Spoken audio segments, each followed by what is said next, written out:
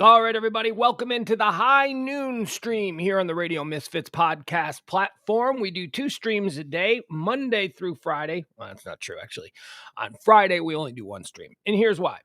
Monday through Friday at high noon, this time right here that you're catching us now, what we do is we do a headlines thing. It's headlines, it's trends, it's all the topics that people are talking about. We give them to you. We throw out a couple of hot takes. There's a chat room where people like to come and, discuss the things. And we move on to the next topic. It's kind of a cheat sheet for your day, just so you know what's going on in the world, just so you're, not going, oh, did you hear about this? And you're like, yeah, actually, I did. I heard a little something about that. That's all this is. A little something about. Maybe that's what we should call it. Then we do a second stream. So first one, Monday through Friday, noon till about 2 o'clock in the afternoon. Then every Monday through Thursday evening at 9 p.m. Central Standard Time, we do something we call Pillow Talk. It's myself and James Parker. It's Pugs and Parker proudly present Pillow Talk. It's 1 hour, and it's more conversational. It's more of a conversation between me and him. He asks me things. I ask him things. It's just, come on by, eavesdrop on the conversation. Hey, oftentimes with the Pillow Talk show, that's where the chat room really gets involved because there seems to be a little bit more action with the chat room insofar as how the show goes. I want to say it was just a couple of nights ago when somebody said something in the chat room and it basically 45 minutes. It became 45 minutes of the show. So, all right, that's it. That's all I got to say. We've established everything. I hope you're all having a great day. I'm having a great day. It's my birthday. Thank you so much to everybody that's already sent me little notes and like, happy birthday, happy birthday. I'm like, that's awesome. But happy birthday to my mom as well, who she's working at the food pantry, or she's doing something at the food pantry. So she maybe not listening. It's Wednesday. It's go be a good citizen day. So she's doing something, so maybe she's not listening. But it's my mom's birthday. I mean, she did all the work, right? I mean, I just basically went down a water slide, and here I am, baby. So it's also about the kid. Like, all right, so we're going to talk about the heat. Obviously, the heat is a big issue. Certainly, it is here in North Texas where we do these streams. Man, a couple of days ago, and I don't know why the hell I said this. I don't know what I was thinking, but my kid goes, hey, we need to go to Six Flags this summer still. And I'm like, yeah. Okay, how about when you come? Because this was a couple of days ago when he was back at his mom's. I go, when you come for the next stretch or for however long you're here, because it's summer, we just make the rules up as we go along. He stays, he goes, whatever. We'll go to Six Flags. And so now he wants to go to Six Flags like tomorrow or Friday. And I'm like, dude, we can't go to we're not going to Six Flags when it's 105 degrees out. We're not. It's not. That's like, no, we're not doing anything. Maybe we'll go to a mall. How about we go to a movie, something like that. But certainly not Six Flags. So that turned into kind of a bummer. But that's okay. We'll work it out. Hey, man, Six Flags is open around here in September. We'll get there in September when it's in the 90s. It'll be fine. It'll be nice. All right, let's get into what today is. Because, folks, it is more than just my birthday. We still got to cover all the things that are happening in this world and all the things that have happened on this world. Excuse me. I had a rough start to my morning as well. I woke up at like 8:30. And my kid was already up. And I said, hey, do me a favor. I'm thinking, it's my birthday. I'm going to sleep in. I go, don't let me sleep past 10. I got a phone call from my mom, a birthday call at 10:30, and she woke me up. And I'm like, whoa. Hey, and I had to yell. I'm like, hey, kid, I told you to wake me up. He's like, it's your birthday. I'm letting you sleep. I got to do a show at noon. So we're going to do something a little different. Usually I have everything that happened in the day, this day in history, the birthdays, the death. Usually I have that all prepared. But that takes about 45 minutes every morning to put together. So I mean, and that's when I'm rushing. That's without drafts. If we're going to institute a draft when we go through the day's history and the birthdays and all that stuff, as we like to do on this show, we like to do drafts of people's works, and movie drafts, sports draft, anything. It doesn't really matter. I'll draft anything. I love drafts. That'll take about an hour and a half because you got to really look into what you're drafting. But on a normal day, 45 minutes. Didn't have that 45 minutes today. So we're going to do a little bit different. We're just going to run through, instead of using all the sources, just see what Wikipedia has to say. about today. I will say this, July 20th is the 201st day of the year. There are 164 days remaining until the end of the year. Okay, so let's live scan the things that happened on this day in history and just get our reactions to them. Siege of Jerusalem. Son of Emperor Vespasian storms the fortress of Antonia north of the Temple Mount. The Roman army is drawn into street fights with the zealots. On my birthday, Richard I of England is officially invested as the Duke of Normandy. See, normally I skip over all these things, but I like to read. Sometimes, like I always say, if we start with something back in the 1700s, I say we're going way back. But I do. I look at the stuff that happened BC, just because I'm interested in that. I rarely bring it to the stream, but so we're doing this in real time. You're getting to watch how I put this together. Well, what a treat for you. Let's see. British Columbia joins the Confederation of Canada on this day in 1871. Cool. On this day in 1900, an airship designed and constructed by Count Ferdinand von Zeppelin of Germany made its first flight near Friedrichshafen. Boy, I gambled on the pronunciation of that, but I think I nailed it. I really do. I think it's Friedrichshafen, Germany. I'm going to go with that. All right, so Zeppelin. That's, Led Zeppelin. They named themselves after Ferdinand von Zeppelin and his Zeppelin building. Well, I guess. They're blimps, right? Or dirigibles. That's what they're dirigible, but we just commonly call them blimps. I guess for like a period of time in our history before we started calling them blimps, or before we started knowing that they were actually dirigibles, we called them Zeppelins. They were known as Zeppelins, like in the 1930s and the 1940s and all that kind of stuff. And it was kind of like Kleenex. Kleenex is just tissue. Tissue. There's all kinds of tissue, but for some reason, Kleenex became the thing that we call. There are a number of things like Xerox, Band-Aids, all that kind of stuff. Coke here in Texas, everything is Coke. Everything is Coke. Coke is the brand name. Even if it's a Dr. Pepper, can I have a Dr. Pepper Coke? I'll never get used to that, but it is one of the things that I love about you Texans. So cute. Okay. There we go. Zeppelin. All right. Scanning. Ford Motor. Okay. This is a big one. 1903, the Ford Motor Company ships its first automobile. Hey, that happened on this day. Okay. Some World War I stuff. I don't know anything about World War I, so I tend to, always go through it. I didn't even watch that 1918. Should I watch 1918? Is that? I'll tell you. At first, I thought, boy, that 1918 movie, that looks interesting, right? And then it's Christopher Nolan, right? Oof. His non-Batman stuff really, really tests me. It's what? Yeah, do a Christopher. I could do a Christopher Nolan draft of movies that he's made that I don't get, that I didn't make it all the way through, or just don't get altogether. So there you go. Hold on. Lost my place. Let's keep going here. So I don't know anything about World War I. 1918 looked good, but then I heard it was like one camera track the entire film. It was just like one shot, and I was like, I can't do that. All right, let's keep moving. Let's see what else happened on this day. Why is July the 20th such a great day in history? Soviet leader Joseph Stalin consolidates the Commissariats. Okay, I don't think I pronounced that right. Soviet leader Joseph Stalin consolidates the Commissariats of Home Affairs and National Security to form the NKVD and names Lavrentiy Beria as its chief. Beria, here's what I know about Beria. Bad guy, evil guy. NKVD was sort of the precursor to what we would then later call in the Cold War the KGB. It was like the original KGB. And Beria was the first leader, and oh man, we got a lot of stories here in America about Hoover and all like the terrible stuff that he was getting into. No, Beria was like a Nazi doctor. He was like doing all kinds of crazy torture techniques and World War II.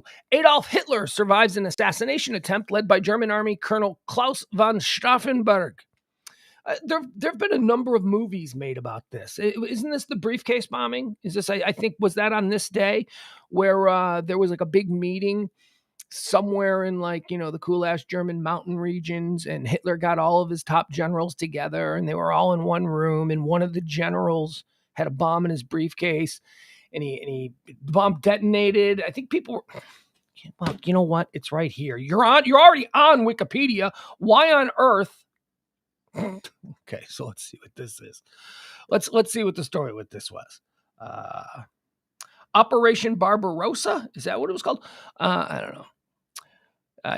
Klaus von Stauffenberg was a German army officer best known for his failed attempt on July 20th, 1944. Okay, let's just click on that one. Let's see what this was. On July 20th, 1944, Klaus von Stauffenberg and my pronunciation of his last name is improving every time I say it. On July 20th, 1944, Klaus von Stauffenberg and other conspirators attempted to assassinate Adolf Hitler, Führer of Nazi Germany, inside the Wolfslayer field headquarters near Rastenburg, east of Prussia, now Ketzrizin, in present-day Poland. The name Valkyrie originally referred to part of the conspiracy. It has become associated with the entire event. That's what it was. Yeah, there's been a bunch of movies made about this. Wasn't there a Tom Cruise one? Valkyrie or something? I mean, I know I saw it, but I don't know. I don't remember much of it. There's too much stuff in my head. As I get older, as we celebrate another year turning in my life here on my birthday, I realize every day that there are just simple things that I forget. Like simple things that have been in my head that I've known forever. They're just not there. I go to pull them up. I'm like, oh, I love that color. That's my favorite color. That color. And then the word is gone, right? And I'm like, wait. Green is gone. Green is gone. So don't expect me. It comes back. I mean, it's not like I'm early stages dementia or anything like that, but it comes back. But I can't remember movies. I've seen so many movies. And I mean, actually, maybe it's a good thing, because as I age, I will then be able to recycle movies that I liked. Like movies, like I'll be 70 watching Breakfast Club and going, hey, this is like the first time I've seen it. So that's actually maybe a good part of that. It's another one of God's little kisses to us. Let's see what else we have here. California opens its first speedway, the Arroyo Seco Speedway, on this day in 1940. King Abdullah of Jordan is assassinated by a Palestinian while attending Friday prayers in Jerusalem on this day in 1951. On this day in 1964, during the Vietnam War, Viet Cong forces Vietnam forces attack the capital. I gotta try and pronounce that one. I'm okay with the German pronunciations. I'm all right. I'll try and pronounce it. I ain't trying. This is all right. Here I go. Jinchurongong province. No, there are letters that I don't recognize. Okay. In 1968, on this day, apparently something happened in the Vietnam War on this day. Nothing they made a movie about, so let's move on. The first International Special Olympics Summer Games are held at Chicago's Soldier Field with 1,000 athletes with intellectual disabilities. So on this day in 1968, the very first Special Olympics. Let me tell you something, folks. You ever want to feel really good? You ever need to be boosted? Go in your community and find or attend a Special Olympics affiliated event. It doesn't have to be the actual Special Olympics. They have these little events they go on all the time. Man, I used to be involved years ago with the Special Olympics, and I got to go to a big event, the Special Olympics event. It was coincidentally at Soldier Field in Chicago. This was back in the 90s. And when you walk out of one of these events, you just feel so great. They are just so positive. The vibes, the energy, the love, the hope, the cheering, the tears. People are crying. Oh, treat yourself. I'm not kidding. If you ever feel tragically down, man, just go online and find the nearest Special Olympics event, because you will find yourself caught up in just the absolute beauty and enthusiasm and pureness of the event. It's just so wonderful. So go treat yourself. Pro tip from me to you. And on this day, they all began. 1968, the first International Special Olympics. Nothing happened on this day in 1969. In 1974, the Turkish invasion of Cyprus. Of course, I'm kidding. We're going to talk about the Turkish invasion of Cyprus. We're going to talk about this day in 1969, July 20th, not only known as the day that I was born, the Apollo program. Apollo 11. The Apollo 11 crew successfully makes the first manned landing on the moon in the Sea of Tranquility. Americans Neil Armstrong and Buzz Aldrin become the first humans to walk on the moon.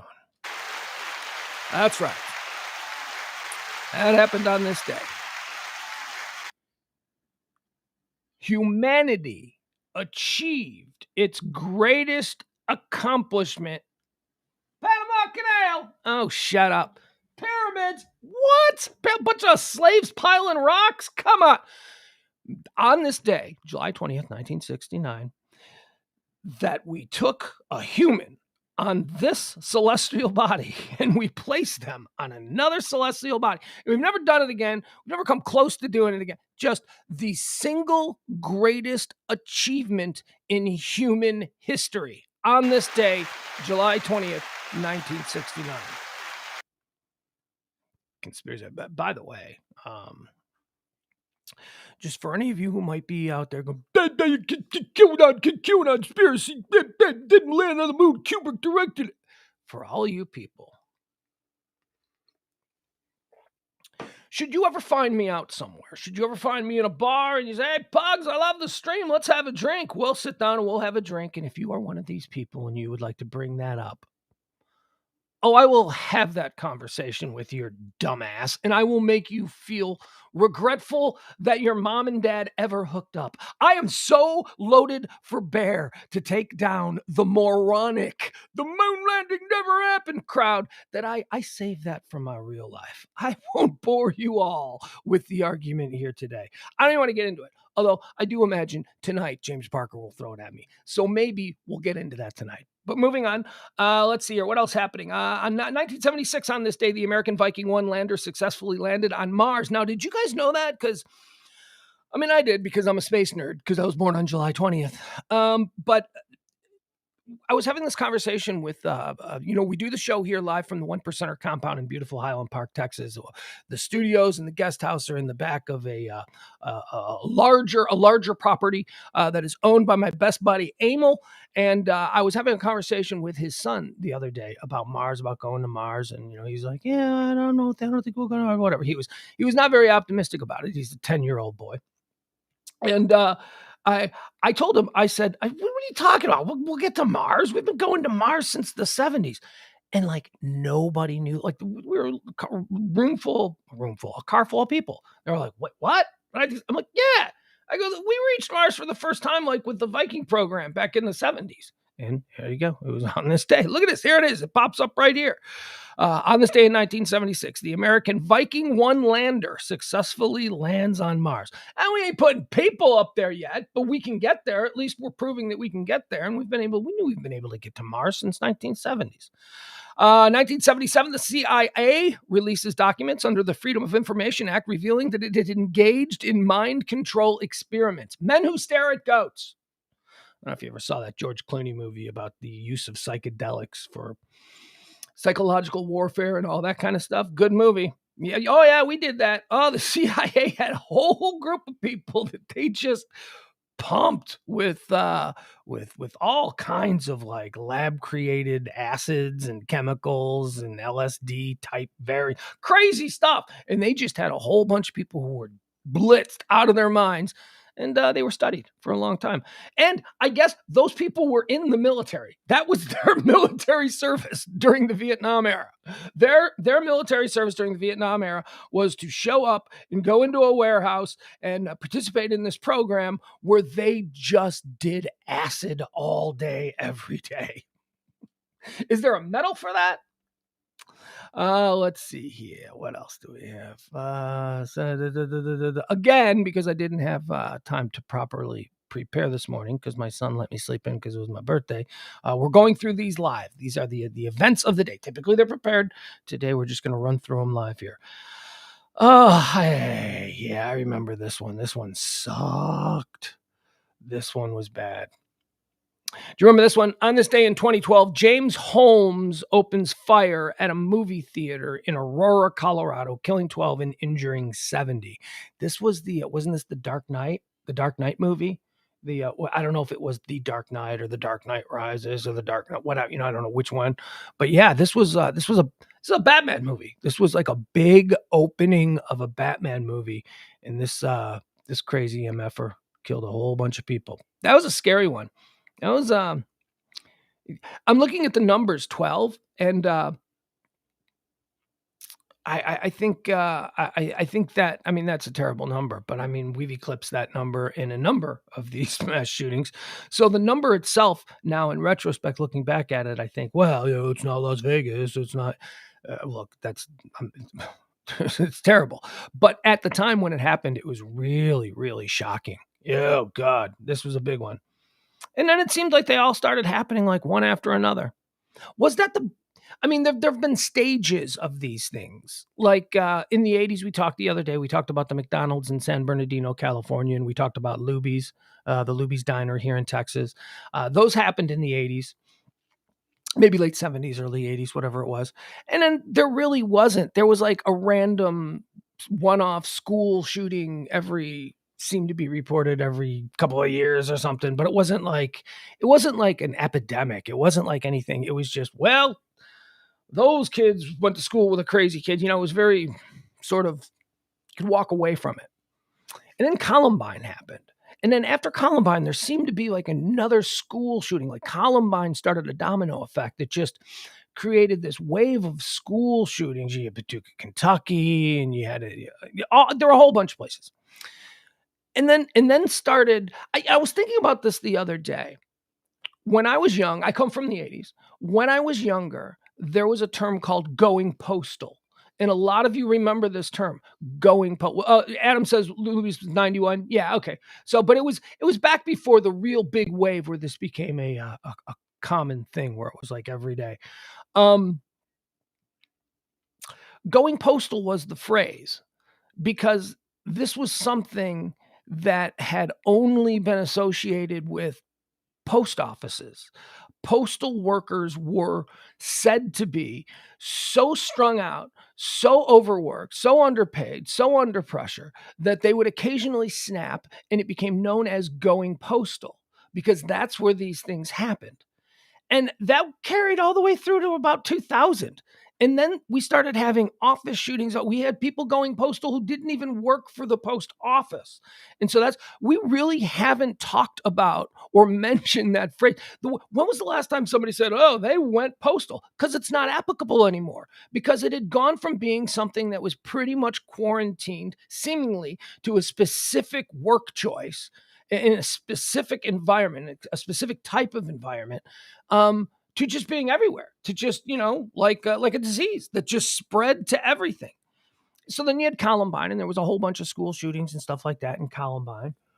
And then there were workplace shootings. And, I think with the workplace shootings, we're all able to go, well, yeah, there are crazy people at the place that I work at too, but nobody's capable of that. And I feel, you could sort of justify that's them. Boy, I know some crazy people. I don't work with any that bad, but so you could kind of, not where I work, you kind of do that thing. But then it started happening at the random places. Then we moved away from the specific environments of like a post office. We moved away from the random, every few years one guy goes nuts and shoots up a Dairy Queen. We moved away from that. And now we went through schools, so that was shocking. The schools were terrible. And then with the workplace, right? It jumped into the workplace from the schools, from the post office. And then it just started getting omnipresent, like anywhere. Movie theaters, shopping malls, bars, nightclubs, skating parties, concert, anything. It doesn't matter. Yeesh. But it was around this time on 2012, the Aurora movie theater shooting, when James Holmes stood up during that showing of Batman or the Dark Knight, whichever it was, and just started killing people who were out they weren't at work, they weren't at the post office, they weren't at school. That was sort of, I think, the beginning. I mean, I'm certain that you can cherry pick and find other examples. But this was the big one. This was the big one that sort of, really moved the country to make it, a cultural benchmark, a violence culture benchmark for sure. All right, what else happened? That was in 2012. Anything else? Here's a good one. On this day in 2017, O.J. Simpson is granted parole, and he is to be released from prison after serving 9 years of a 33-year sentence after being convicted of armed robbery in Las Vegas. Remember that? Some guys in Las Vegas were selling O.J. Simpson memorabilia at a sports show, and O.J. went to the hotel room to steal. He claimed it was stolen from him, and he went there to steal it back, and it turned into a whole kidnapping thing, and O.J. went to jail. He murdered 2 people and got off scot-free, but he harassed a dude in a hotel room, and he got 33 years, of which he served, says here, he served just 9 years of the 33-year sentence. That was on this day in 2017. And on this day in 2021, Jeff Bezos went to space. Did he? Right? American businessman Jeff Bezos flies to space aboard New Shepard, operated by his private spaceflight company, Blue Origin, on this day in 2021. All right, let's look at some birthdays. First of all, the biggest birthday of the day. I like to look at, because it's my birthday, so I like to see who I share the birthday with, because although we all like to think that it's our day, because in our own personal universe, there's probably not another person that shares our birthday. But in the greater existential view of things, there's a pecking order to whose day it actually is. So I like to look at all the people who share a birthday with me and go, yeah, that person's way more important than me. I mean, a regular Joe like myself or you, we're never going to really win this, but I like to figure out who is the biggest of the big. And I've been doing this for years with people born on the day I was born. And I'm sorry, we have to go all the way back to like 600 BC, because on July 20th, 635 BC, I want to say, July 20th, on this day, Alexander the Great was born. It's his day. He conquered the known world. It's got to be. Okay. So let's see who else shares birthday. Who's in contention with Alexander Graham Bell? Alexander Graham Bell. I'm sorry. I was reading something else as I was talking. Alexander the Great. All right, here we go. Let's see. What do we got? 1600s. We got any good birthdays? I'm just scanning very quickly. No names are jumping out. I'm probably missing some of these. 1900s. Okay, here we go. 1900s. Let's see. I'm scanning. Here's a big one. Here's a big one. Sir Edmund Hillary, born on this day in 1919. All right. Sir Edmund Hillary, you're not taking the crown from Alexander the Great. I'm sorry, dude. Who else was born on this day? We're scanning. We're up to the 1920s. I don't know any of these names, so I'm not, that's why I'm not. Mike Ilitch, here you go, founder of Little Caesars. Sorry, Mike, you're not bigger than Alexander the Great. It's still Alexander the Great's day. Look, let's go back to Detroit again. Detroit Pistons Hall of Fame coach Chuck Daly, born on this day in 1930. There you go. Still, you're not taking the day from Alexander the Great, Chuck Daly. Let's see, what else are we looking at? Barbara Mikulski, American social worker and politician. Nope. Tony Oliva, baseball player. Nope. Diana Rigg. Oh, Diana Rigg. Diana Rigg is dead. Diana Rigg died in 2020. Are you Game of Thrones heads? Are you Game of Thrones freaks? She was in Game of Thrones. She was the old lady. She was the old queen that was really sweet and cool, and she made lemon cakes for Sansa. Forgot her name. Loved her. Loved Diana Rigg. She was also famous in the 60s. I don't know. She was like on, I don't know if it was like The Avengers or Get Smart or whatever. She's on one of those shows. Diana Rigg was very popular back in the 1960s and 70s. But I know her from Game of Thrones as that cool old lady queen who made Sansa lemon cakes. Born on this day in 1938. Here's a big one. But again, not Alexander the Great level. Natalie Wood. Natalie Wood is also trending today. Natalie Wood. Happy birthday, Natalie Wood. I have theories on Natalie Wood. We've discussed on either the Pillow Talk Show, probably the Pillow Talk Show, about Natalie Wood and about my obsession with the Natalie Wood story. So I won't bore you all with it here, but I'll leave you with this. Christopher Walken knows something. Christopher Walken was there when she died. Christopher Walken knows something. I don't expect Robert Wagner at this point, who I adore. I don't expect Robert Wagner to suddenly go, I killed her. I pushed her over. Christopher Walken knows something about the death of Natalie Wood. And I would like to hear him say something about it before he passes on to the next plane. All right, we're moving on. Happy birthday, Natalie Wood. Who else was born on this day? Let's see. Who else shares a birthday with me?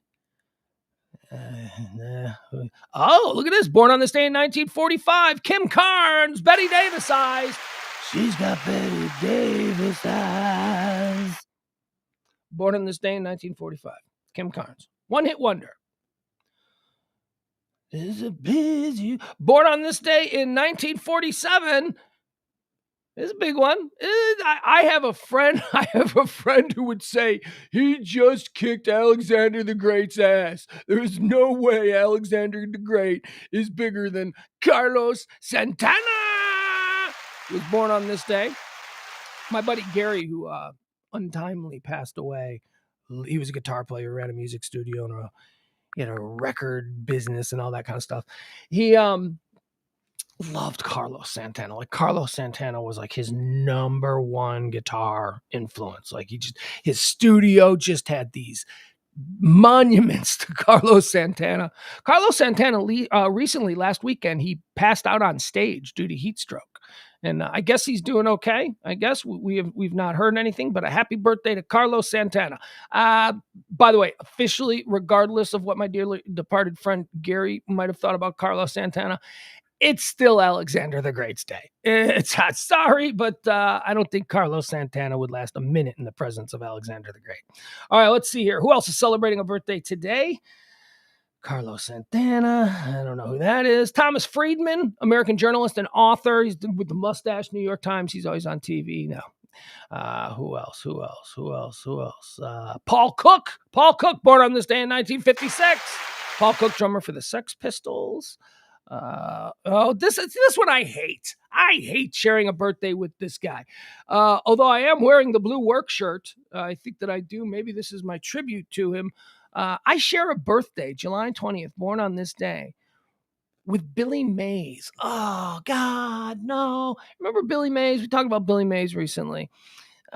Billy Mays was that late night infomercial pitch guy, and he was always super rubbed up on coke. I mean, he was like completely, obviously. I mean, anybody who's ever hung out with people who are on cocaine, he was crazy. He had the beard. He was kind of pudgy. Oh my God, I'm describing myself. I realize that now, except that I'm not on cocaine. No, I share a birthday with Billy Mays, and I'm not crazy excited about it. Let's see here. Who else had a birthday today?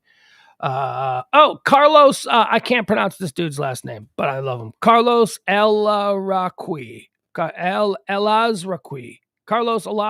He's from Reno 911. Yeah, say no more. Frank Whaley was born on this day in 1963. By the way, Carlos was born in 1962. Frank Whaley was born on this day in 1963. Here's a sad one. I hate this one. This one totally sucks. Born on this day in 1964, Chris Cornell. That's right. Lead singer of Soundgarden, lead singer of Audioslave, someone who I believe has the best rock and roll voice of all time. Oh my God, could Chris Cornell sing? Yeah, you don't think so? Go to YouTube and just pull up Chris Cornell raw vocals. And you'll hear him doing like Spoon Man, whatever it is, what your favorite Audioslave song, your favorite Soundgarden song. They have all of these things, all of these examples of Chris Cornell in the recording studio, and all you're hearing is his voice without the music. The guy's voice was unbelievable. It was just ridiculous. And then unfortunately, depression got another one. Chris Cornell passed away in 2017, I want to say. Sharing a birthday today, Stone Gossard of Pearl Jam, born on this day, July 20th, 1966. Who else do we have? Josh Holloway, the actor. What are you going to do? Sandra Oh, the actress, birthday, born on this day in 1971. Josh Holloway was born on this day in 1969. He's my umbilical cousin. Let's see here. Vitamin C, American rap. Omar Epps. I like Omar Epps, but I like the comedian Mike Epps better. I do. Don't even know if they're related. I just think Mike Epps is so funny. Born on this day, Judy Greer. I didn't know that. Judy Greer is hysterical. Do you guys know who Judy Greer is? Judy Greer is an actress, not a stand-up comedian or anything. She's an actress, but she does comedy roles for the most part. What was Judy Greer in most recently? I'm rewatching something and she was in it. Well, she plays Trixie the prostitute on Californication. That's what I was most recently saw her in. But for fans of Arrested Development, she played the secretary at the Bluth Corporation. Crazy psycho woman who was having an affair with George. She would always pull up her top and she had got like breast. It was just very bizarre. Judy Greer. I didn't know I shared a birthday with Judy Greer. That excites me. I love her so much. Just Google her. She's great. Let's see. Jeff, hold on. Wait a second. Turns out I gotta jump into the chat room. There are the crime of racism is being thrown out there against somebody. If you had been born just 3 days earlier, you could have shared a birthday with me. Oh, Jeff Glenn, that's nice. Jeff then says, Carlos Santana is even more overrated than Stevie Ray Vaughan.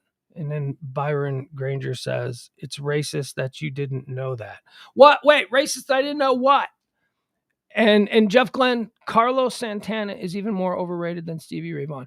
Okay, I don't know your musical acumen, Jeff, so I certainly don't want to compare it to you, but I can tell you that the greatest guitar player I've ever known in my life worshipped at the altar of Carlos Santana.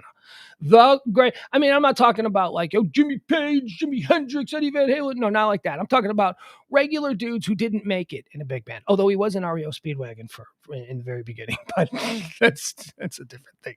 So Gary was the greatest guitar player that I knew.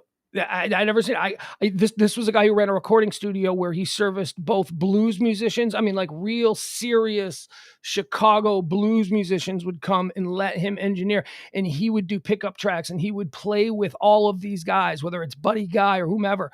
And then he would do the hip hop stuff. He would do all bass lines for all the hip hop groups that he had, and then he would go out in his numerous bar bands that he just did for hobbies, and he would play everything from classic rock to alternative rock. I mean, the dude played everything. And he says, Jeff, that Carlos Santana is tremendous. So I don't know. All right, who else is having a birthday today? Born on this day in 1976, Erica Hill, CNN journalist and anchor. She's a cutie. I like her. Elliot Yamin. Wasn't he an American Idol guy? American Idol winner? Something like that. Oh, here's a good one I didn't know either. Born on this day in 1980. This is the first real challenge to this being Alexander the Great's day. See, what I'm doing here again is I'm going through all the birthdays and trying to determine who has a birthday throughout history on this day is actually the most important. So it should be their day. And so far, it's Alexander the Great. This is Alexander the Great's day. But it's also Giselle's birthday. Giselle. That's a legit challenge. I bet you Giselle. All right. So here's how I would see it playing out. So this would be like a tournament, and you'd have Alexander the Great here, and you'd have Giselle here, and you'd be like, okay, go ahead. You guys got to determine which one is more important. Giselle would have Alexander the Great wrapped around her finger. that's my metric. That's what I'm using. Juliana Hough celebrating a birthday today. She was born on this day in 1988. And that's it. Ben Simmons celebrating a birthday today. Born on this day in 1996. Brooklyn Nets. He was Brooklyn? Yeah. I don't know what his contract status is. I know he was traded from Philly. I don't even know if Brooklyn is traded. Also celebrating a birthday today, but gone as of 2020. Pop Smoke. Hey, Mace! You know whose birthday it is? You know who else? Yeah, Pop Smoke. He knows he likes Pop Smoke. He likes Pop. My 13-year-old son in the other room. He likes Pop Smoke. I've never heard of Pop Smoke. Told my kid, he's like, I like Pop Smoke. And then here it is. It looks like me and old Pop Smoke share a birthday.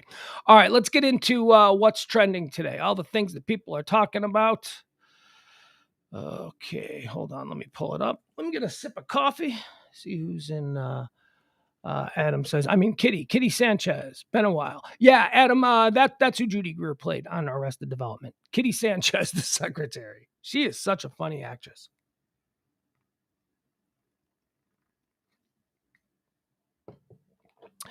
Jeff, in regard to his Carlos Santana, Stevie Ray Vaughan being overrated bit, says, I'm just stirring the shit. I also like to go to the VFW bar and call John Wayne a fag.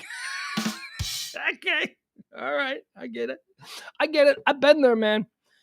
I used to take every opportunity when I was out drinking with my Texas friends to proclaim that Cheap Trick is 10 times the band that ZZ Top is. Just to get them nuts. Just you want to set off a Texan. Say that. Say Cheap Trick is 10 times the band ZZ Top is. It works. It does. So I get you, Jeff. I see where you're coming from. Melissa says Carlos Santana is amazing. He is, and it's his birthday today.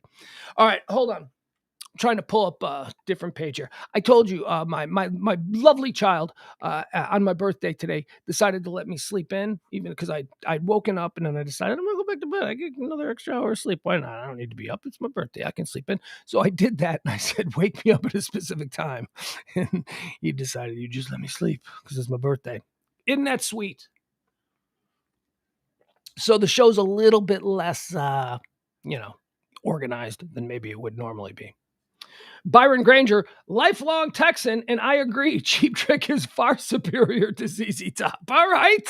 But Byron, like me, you're an asshole. I mean, you might just be saying that in order to stir the pot a little bit. I don't know. Do you really feel that way? I don't know. Do I really feel that way? Yeah, I do. Okay, let's see here. Let's see what is trending. Heat is trending. Holy balls, is heat trending. So, all right, let's do this. By the way, I'll have you know, we here in North Texas, we played Heatwave Poker last night. We had on the Pillow Talk show. It was myself and James Parker and Kelly Moore joined us.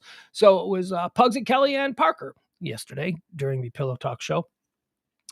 And Kelly is in Corpus Christi, James is in Tyler, and I am here in Dallas, in Highland Park, Dallas. So we played a little game that we called Heatwave Poker, where we all refreshed our phones to see what the current temperature is where we were, and we won. I believe it was 99 degrees at about 9:15. All right, let's see what we got today. Well, we have a heat warning. Hold on. Spinning. 100 degrees, ladies and gentlemen. It is currently 100 degrees at 12:48 p.m. Imagine what it's going to be at 2 when the sun really starts to glare. Oh, it's just pounding, and the streets have been baking, and the heat's now rising. And oh my God, why are we living here? Why? My kid wants to go to my kid. I want to go to Six Flags. Look at me. He doesn't understand it. I'm like, look at me. Do you really want to put my body through that? Do you really think that it's a good idea to have me, a 50-something-year-old white pasty ass who will sunburn anyway? So it's going to be like a big full-on sunblock day. You really want to put me through that? Do you really want to be? I told him yesterday, I go, I will embarrass you when I collapse in line for the water slides or whatever the hell it is that we're going to be on. And then they have to bring out a cart. And then you're going to see your big fat dad on a cart. It's going to be terrible. You don't want to trust me, son. You don't want to go to Six Flags with me. All right, so here, see what we're looking at here. This is a heat map. All right, so I know it's hard for you guys to see. So let me take a really good look in here. According to the heat map, this is a real-time heat map updated as of 1 p.m. Eastern time. Okay, so this is now 50 minutes old, so it's not real time. It says, where's the hot spot in the country at the moment? Okay, the hot spot in the country looks to be on the California-Arizona border, and it's 107 degrees currently there. But isn't that like Death Valley, right? Isn't that where that is? We expect that. So other than like Death Valley, where is the hottest spot in America right now? Holy cow. Oh my goodness. Is that 100?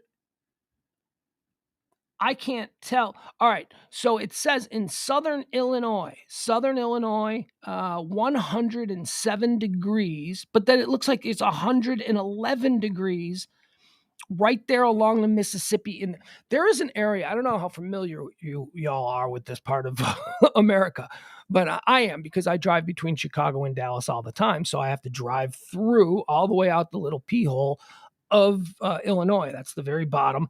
And down there in that area, it's like 4 states come together, all in the same area. You got like Illinois, you got Missouri, Arkansas is like right there. Tennessee is right there.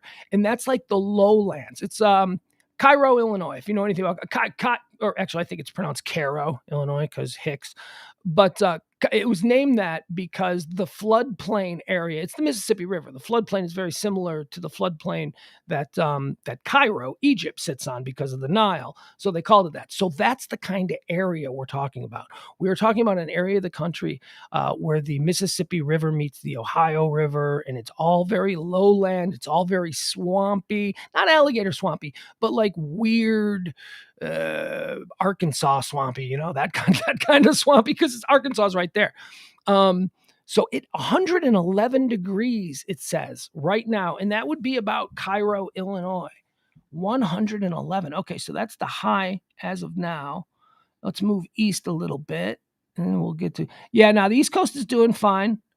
Looks like there's a place in northern Minnesota that's like 80 degrees. That's nice. Is there anywhere in the country that is currently in the 70s? No. Yeah, it's 80s, 90s, and 100s. Essentially the entire country. Okay, so let's look now down here in Texas. 105. It says 105 in Dallas, where we are right now. 105. But my real time, and what I just checked, 100. All right, so I don't know. There you have it. The heat wave, it's rolling on. We've got just like 10 more days of this. And that's optimistically 10 more days of this. How are you guys in the chat room doing? I mean, I don't mean it like how you doing? I care. I mean, like, are you guys going out? Is it because we went swimming last night, but we went swimming at like 10 o'clock at night. And it was really nice. It was still in the upper 90s. It was hot. The air was hot, but it was nice. It was cooling. I can't take the sun. I can't go out in this shit. I think we might go out to dinner tonight. I'm not sure. We got to talk that through. But that's going to be brutal. Like we can put on a suit jacket. You know what I mean? Like, where are we going to dinner? I don't want to leave the air conditioning. And Jennifer Blair Martin says, my dog hasn't been for a walk in weeks. Yeah, I took the dog for a walk yesterday for the first time in a couple of days. Because we've got our other housemate, Ed, has returned from the road. Ed, the creator of RadioMisfits.com. He is occupying now the east wing of the house, the honorary Edward Silla wing of the One Percenter compound. And we had to reintroduce the dog to him. The dog loves him. The dog is fine with him, but the dog is very aggressive. So we had some concerns. We wanted to make sure he'd been gone a year. So we wanted to make sure the dog was good. So I took the dog on a walk yesterday. And what we did with Ed was we said, Ed, come on outside the house. When the dog first sees you again, after not having seen you for a year, let's have it be outside the house. Because the problem with the dog is when the mailman comes, when Amazon drops a delivery off, when somebody knocks on the door, the dog goes nuts. And I'm not just talking like, shut up. I'm talking like hounds of hell type behavior. Like the scratching at the door. It's insane. It's totally insane. So we were afraid that the dog probably sees his one and only job as defending the yard and the house. That's his job. That's what he's decided he's going to do.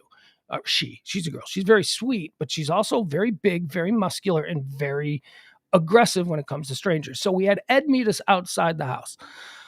My God, I just walked half a block just to get the dog outside, just to get her some. And we were both, her tongue is hanging. And I'm like, I can't do this. Oh, incidentally, we meet up with Ed. He's outside the house. The dog immediately, the tail, as soon as she sees him, as soon as she gets about 20 yards away from her, tail starts going. And I'm like, okay, that's good. Because this particular dog, you can tell everything she's thinking by her tail. Her tail is her tail. So she sees Ed and the tail starts going. She starts pulling me and runs right up to him. Ed's standing in front of the house, not in the house. And then he's rubbing her belly and he had a milk bone and he gave her a milk bone and she seemed fine with it. She was happy to see him again. And then she started pulling towards the house. Like she wanted to go inside to her water bowl and to the air conditioning. So she's rubbing skin her belly rubs from Ed. She's seen him again, first time of the year. And now she starts pulling her way into the house. And I told Ed, I said, Ed, you come in after her. You let her go into her house. Let's not have any territorial things. And I swear to God, folks, it was the most adorable thing. As the dog was pulling through the doorway, she stopped in the doorway and she did this. She went and she like looked over her shoulder at Ed, like, hey, you coming? So Ed walked. Now if you listen to the Pillow Talk show, that this dog has attacked James Parker twice. That James Parker got bit by this dog twice because she didn't invite him into the house. Apparently, we have figured out what it is. That you have to meet the dog out in front of the house. You have to give the dog belly rubs, and at that point, the dog will allow you to come into the house.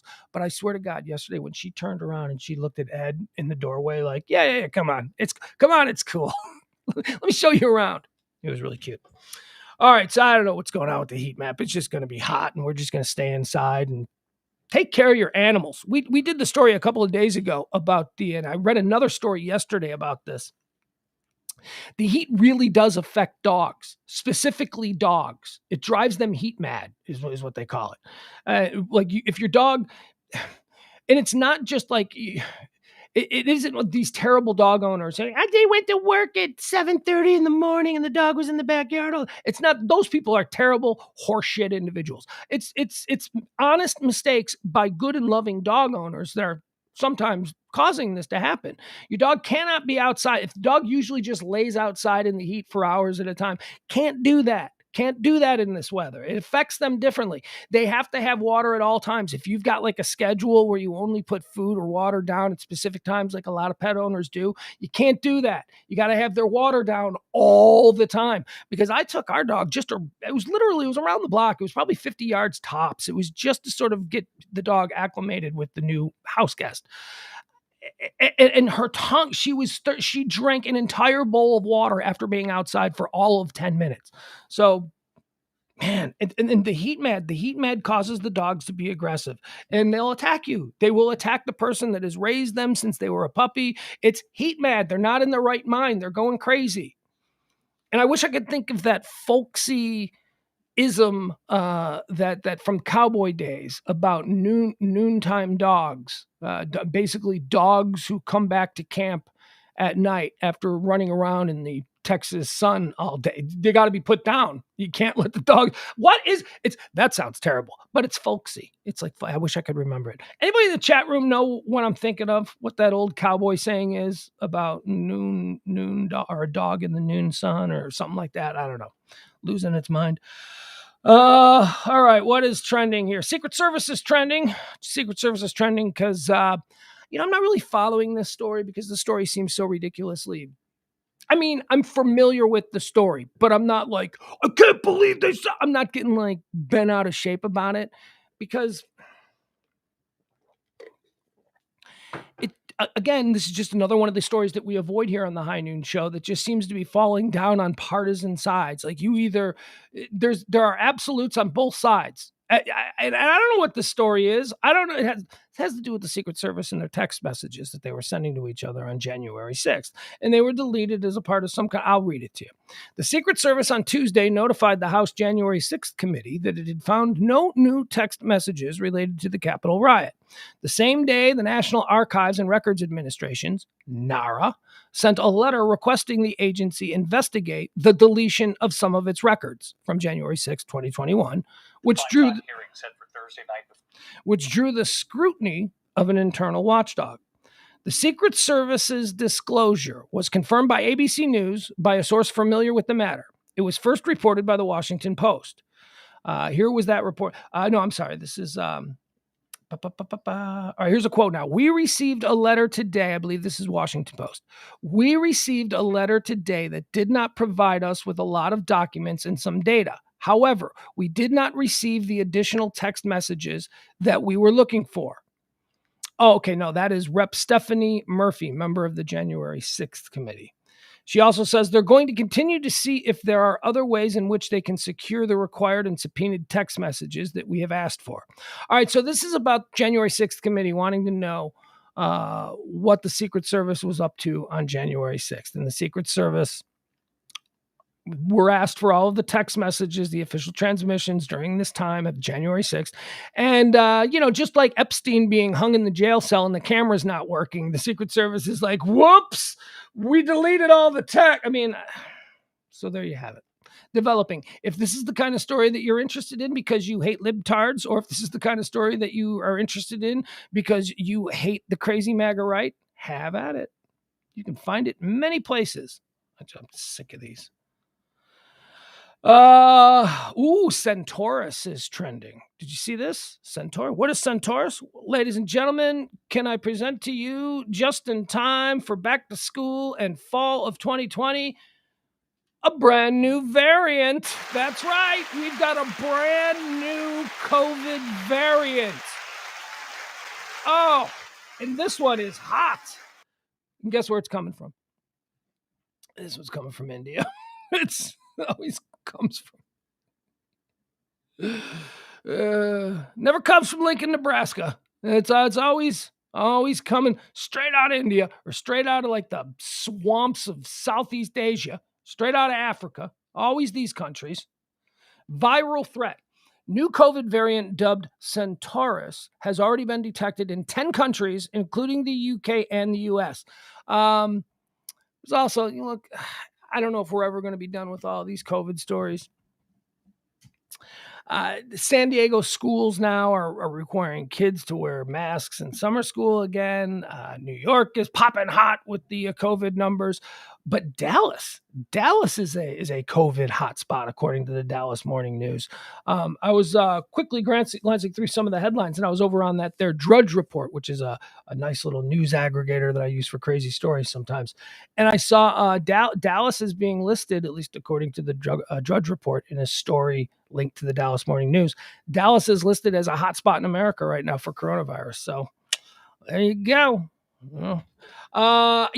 Who's got it? Corby Davidson of the Ticket just this morning. Corby Davidson, one of the great radio personalities in Dallas Fort Worth. He announced on Twitter that he had COVID, that he definitely had it, and I don't know how he's doing. I hope he's doing fine. But Jeff Glenn says variants will always come from places with the largest unvaccinated populations. All right.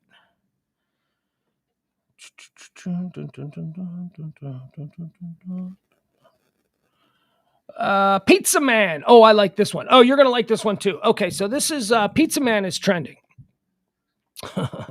Or as one of the hashtags, Pizza Man, the Final Avenger, is trending. This is some pretty great stuff. Let me show you this. It's first of all, it's frightening as hell, but it's also really great. I mean, all of the bad stuff that we put up with on a day-to-day basis around these parts. I mean, people are dicks, right? We see tragedy, we see heartbreak, we see. Hold on, let me make sure we get this all good. All right, hold on. So let me tell you, this was in, is this Ohio? Yeah, I believe it was. This is in Ohio, and it happened a few days back. Okay. Are we sharing it? Yeah, we are. This is really incredible. All right. So, you know what? Give me a second here. Let me make sure I want to give all credit where credit belongs on this one. Pizza Man, the Final Avenger.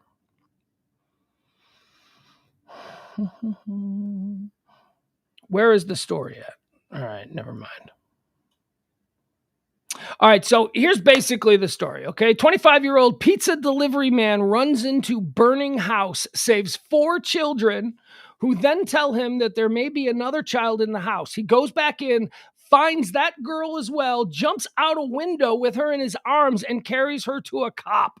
And all of it is captured on body cam. This is a pizza delivery kid. This is a dude who was just driving down the street in the neighborhood, probably food probably got cold. It was in the trunk or in the back seat or whatever. He is driving around the neighborhood looking for an address, doesn't know where he is, sees this house fire and people running around out in front. He stops he doesn't just keep going. He doesn't just simply call 911. This guy, well, he jumps out of his pizza vehicle, runs into the burning flames, comes out with 4 kids, then is told that there's another one in there. At this point, the house is completely engulfed in flames. He runs back in, finds a baby, a little baby. And then we see him exiting the house. This is just truly miraculous. And this is why Pizza Man is trying. Let him know their house is on fire. I saw him around back. That's the last time I see him. Okay. Hey, guys, 6-year-old girl and a 23-year-old male in the house. A 22-year-old male is who they're calling the pizza guy. It turns out he was 25. But so now the fire department who are arriving on the scene have just been told that there is a 22-year-old male, the pizza delivery guy, and a 6-year-old, although I think it's younger than maybe it's 6. I don't know. We'll see her when she comes out, are in there. So now this is the fire department reacting to the fact that inside that flaming, fully engulfed house, there is a hero pizza driver and a little baby. Guys, 6-year-old girl and a 23-year-old male missing in the house somewhere. What do you got? 6-year-old female and a 23-year-old male possibly inside.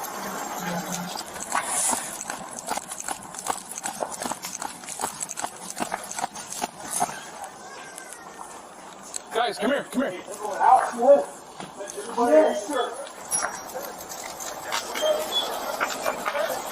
Here he comes.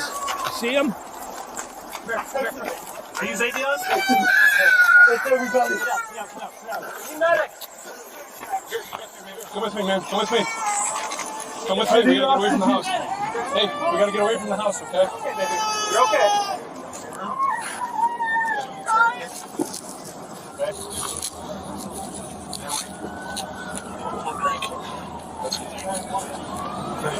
Is the baby okay? Please tell me the baby's okay. Yeah, we're good. Yeah, she's okay. 100%? Yep, you're okay. You did good, dude. Okay? I mean, right? Come on, man. The dude, he's probably burned or at the very least singed all over his body. He's having a tourniquet put on his arm as he's being treated. There is blood gushing. Something happened to his arm, probably when he went ripping through the window. And the very first thing he thinks to say is the baby okay? Is the baby, which he's told, yes, he is. And then you hear another fireman say, you did good. Just a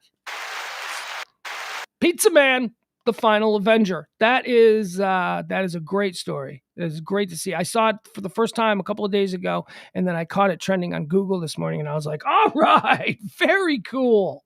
Very cool. I don't know who that guy is. I know there's a GoFundMe set up for him.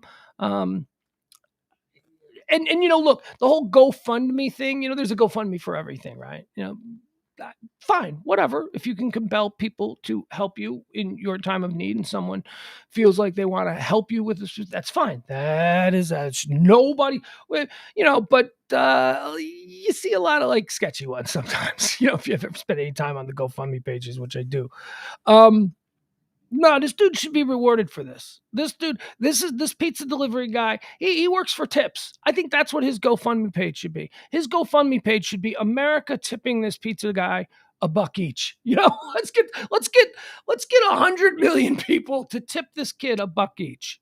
Maybe not 100 million. He didn't look like he could handle 100 million, if you know what I mean. But, maybe get him 10 million. Get him a nice little head start on life. Maybe he can stop delivering pizzas if he wants to. Maybe open his own joint. Who knows? Maybe that's his dream. But that is a hero, folks. That is somebody who stepped up. That is, as I tweeted, that is certainly not Uvalde PD material there. That guy would never make it on the Uvalde Police Department. It's National Hot Dog Day today. So if you're going to have a hot dog, enjoy a hot dog. I have some real serious hot dog takes. Should mention hashtag National Hot Dog Day is trending. Look, I believe that there are really only 3 cities in America that appreciates the hot dog. Everywhere else, it's just a hot dog. Hot dogs are stupid. They're disposable. They're things you eat in the summertime that your mom makes when she doesn't want to cook, right? So she just puts a hot dog in the microwave, throws it on a piece of bread. Here you go, hot dog. And that is what I believe everyone that doesn't live in either New York City, Detroit, or Chicago thinks of when they think of the hot dog. Now, you also might just think of those overpriced, gross things you get at ballparks. Ballpark hot dogs are the best. No, they're not. Ballpark hot dogs suck. Are you insane? Ballpark hot dogs are only the best if you're not a connoisseur of the hot dog. Most ballpark hot dogs are just... I mean, first of all, there really is a difference between the kind of meat that is used, the brand of hot dog. Hot dogs are hot dog. No, they're not. They actually taste differently.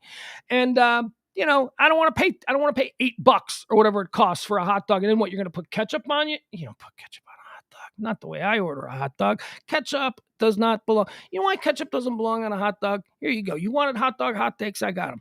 Here's why ketchup doesn't belong on a hot dog. No, not because I'm from Chicago and that's just a part of our programming when we're born there. Ketchup doesn't belong on a hot dog if the hot dog already has a tomato on it. Okay, this is just, it's a redundancy. That's all it is. And all it does is serve to make what you're eating all the more sloppier. Okay, you don't need any more liquid in there, especially if you're doing a hot dog properly, which I believe is hot dog, bun, onions, relish, tomato, pickle spear, hot peppers, celery salt. That's it. That's on a poppy seed bun. That is a proper hot dog. A mustard. That's it. Yellow mustard. That's the only thing that goes on there. Why on earth would you use ketchup when you already have a tomato? Ketchup was invented because tomato harvests went rotten over the winter and they needed a way to preserve real tomatoes, so they made ketchup. Why are you putting tomatoes on your hot dog and then adding ketchup? I don't get it. Anyway, happy National Hot Dog Day. Do I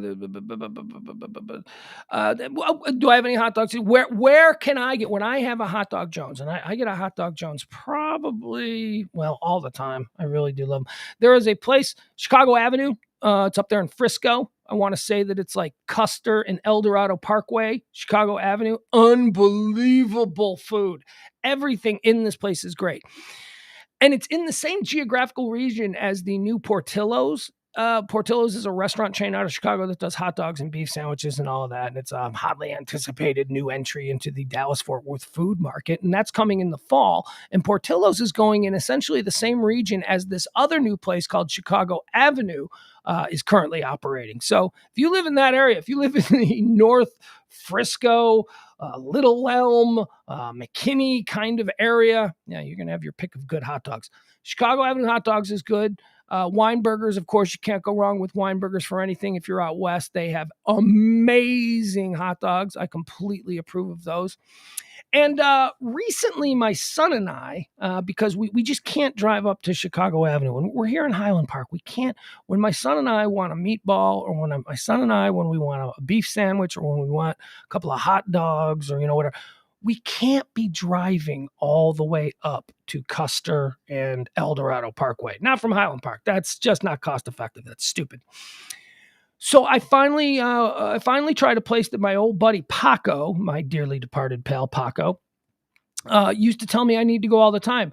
And some of you have told me that I need to go to Jimmy's as well. Jimmy's food store, right here. It's just like it's a couple of blocks away. So my son and I have discovered Jimmy's food store. And I can't believe that I lived here 20 years. Paco was always like, dude, Jimmy's food store has the best Italian beef that you've ever had. And I'm like, no, it's got the best Italian beef you've ever had because you grew up in College Station. It's probably not the best Italian beef I've ever had. So I always blew it off. I just thought, And then a couple of weeks ago, my kid was like, I want a beef sandwich. And we were over in that area. And I go, oh, that's Jimmy's. We should get a beef sandwich. They actually have them there. And my kid's like, are they real though? And I'm like, I don't know. And we walk in and there it is. Oh, it's like the wall of legit Italian beef stuff. So yes. So Jimmy's is good. And Jimmy's, if you're in where is Jimmy's? Jimmy's is like, Ross Avenue, is it like Ross Avenue and Bryan Place? I don't know, whatever. It's somewhere in that area of town. Knox Henderson area, somewhere over there. I don't know what. Maybe it's not Knox Henderson. What would that little neighbor, that little nook in that? I don't know. It doesn't matter. Jimmy's Food Store. If you're in the Dallas area, or if you're up north, you can go to Chicago Avenue, or if you're out west, you can go to Weinberger's. There you go. National Hot Dog Day. CNN is trending. CNN is trending because they're trying to poach, as they say in the business. They're trying to poach. Mika and Joe, the morning show on MSNBC, Mika Brzezinski and Joe Scarborough. CNN is now openly in pursuit of Mika and Joe. So whatever. I mean, I'm telling you. All that tells me, if that story is true, if CNN is going after Mika and Joe from MSNBC, all that tells me is that the new regime of bosses who replaced Jeff Zucker a few months back, Jeff Zucker was unceremoniously dismissed as president of CNN after it was revealed that he was having some kind of weird sex affair with somebody who worked there. I don't know. So Zucker gets blown out and they bring in this new regime, and the new regime at CNN has promised to be changing things. And now we hear that the first major pursuit they're going after as far as talent acquisition goes is that they're trying to take Mika and Joe. This tells me they have absolutely no vision. They are not committed to the idea of actually doing news differently. They have no self-recognition that they are complicit in the breaking down of the information that the American citizenry receives. They are completely dug in, and they seem to just be wanting to recycle somebody who's successful somewhere else. That's a mistake. Want to know what I would do if I'm the new regime at CNN? Fire everybody. I'm sorry. There are people I like. I love Brianna Keilar. Brianna Keilar's got to go. Fire everybody. You walk into CNN, you fire everybody, and you just put new faces on.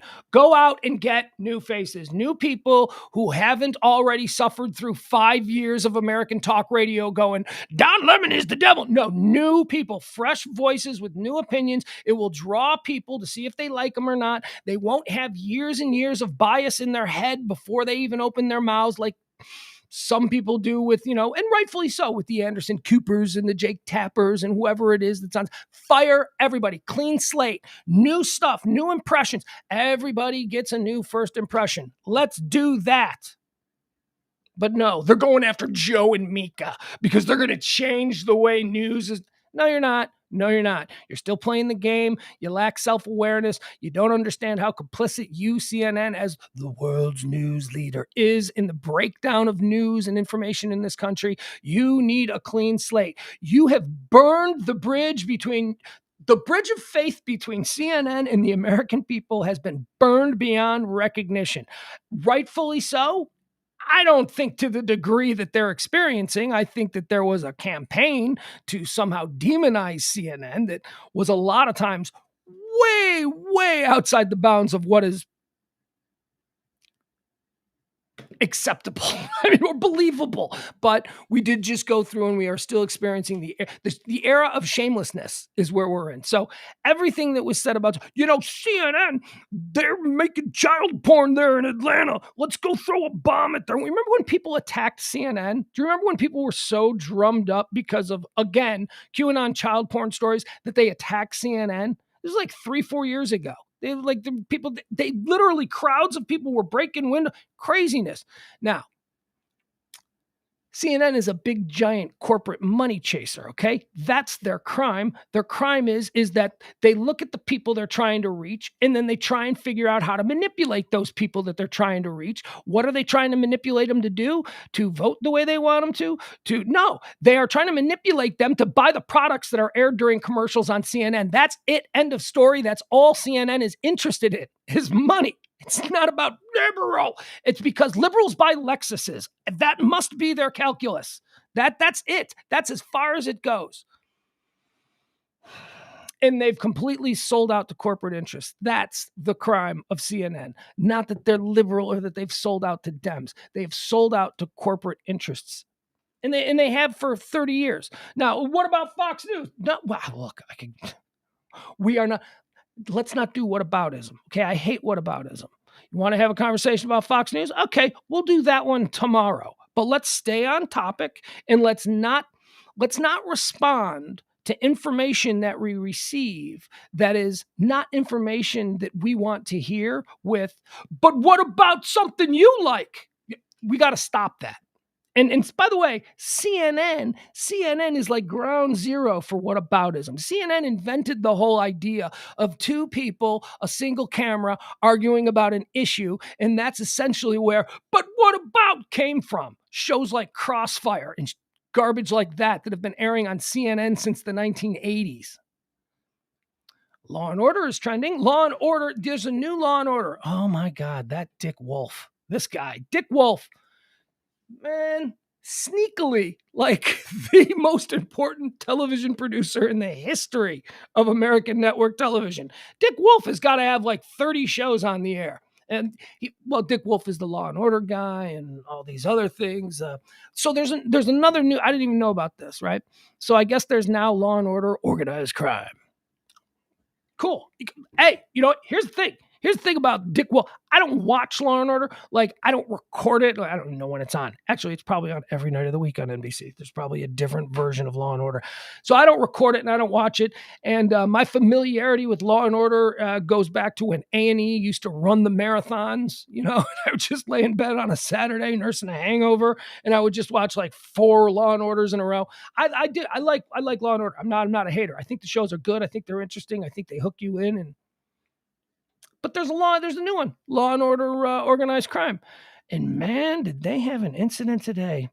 A crew member for Law and Order Organized Crime was shot and killed early Tuesday morning in New York while on location for filming of the show's 3rd season. 3 seasons? I thought it was a new show. They say, "We were terribly saddened and shocked to hear that one of our crew members was the victim of a crime early this morning and has died as a result," NBC and Studio Universal Television said in a joint statement. "We are working with local law enforcement as they continue to investigate. Our hearts go out to his family and friends, and we will ask that you respect their privacy during this time." According to the New York Police Department, the crew member from Law and Order Organized Crime was a 31-year-old male named Johnny Pizarro, who lived in Queens. He was sitting in his car at approximately 5:15 a.m. Eastern Time in the Greenpoint neighborhood of Brooklyn when an unknown person approached the car, opened the door, and opened fire. Pizarro was transported to Woodall Hospital, where he was pronounced dead on arrival. Jeez. Filming was to take place in the neighborhood Tuesday, and Pizarro was there early as part of set security and parking enforcement.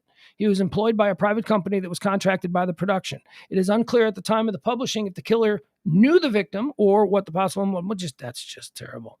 Law and Order Organized Crime is one of 3. Okay, there's only 3 Law and Order shows currently on the air, with all 3 shows frequently filming outdoors around the New York area.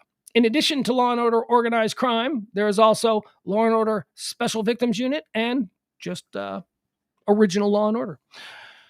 Okay. Oh, and then there's there is also Law and Order Special Victims Unit. There's Law and Order, blah, blah, blah. Is there only one Special Victims Unit now? Like, didn't there used to be a whole bunch of those? All right, whatever. There you go. That's why Law and Order is trending. That's a tragedy. That's terrible. Ben Shapiro is trending. Now this is interesting. I have a very sort of complicated relationship with Ben Shapiro. On the one hand, I think that Ben Shapiro is an incredibly dangerous thinker who knows exactly what he's doing and is complicit himself in the riling up of the stupid people of America.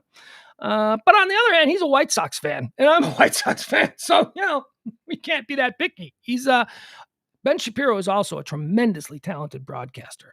I think he's a troublemaker. I think he's a rabble rouser. I think that he is... I think that he's the only man in broadcasting who talks faster than I do. But that's one of the first things I noticed when I saw that. I'm like, program directors for years have been telling me that I need to slow down, that I speak too quick. And now I got to deal with Ben Shapiro, who's on 500 markets, who, leaves me in the dust. So Ben Shapiro is trending because, the monsters we create. So if you don't know who Ben Shapiro is, he's a far right-wing syndicated AM radio talk piece of shit. You know, these guys that just their whole job. They used to be like morning zookeepers where they were crazy and wild, and then the station went out of business, and so they ended up doing AM radio across the hall. And they were told that they needed to take those morning zoo skills that they had about making the phones ring at all costs and just transfer it over into the arena of politics. And now we have what we have. We have a bunch of people who are being held up as experts who are nothing more than just former purveyors of Whip 'em Out Wednesdays on their morning zoo show out of Cleveland. Ben Shapiro is not that. Ben Shapiro is a different generation. He's very successful and a White Sox fan, which I do appreciate. But Ben Shapiro's got somebody out there who says they want to kill him. Ben Shapiro, well, I'm sure there's a lot of people out there that want to kill him.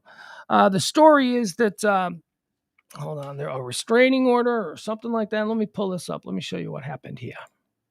This is why Ben Shapiro is trending. This is, boy, I've pissed off people inside my desired radio demo before, but never to this extent. Never got like this. All right, so this is somebody who's very upset with Ben Shapiro. Here we go. This is why it's trending. Police have gotten involved based on this. All right, Ben Shapiro, you've spun your last dreidel.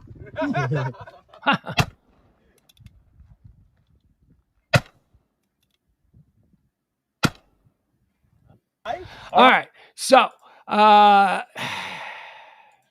here's the thing. So obviously he's anti-Semitic. Like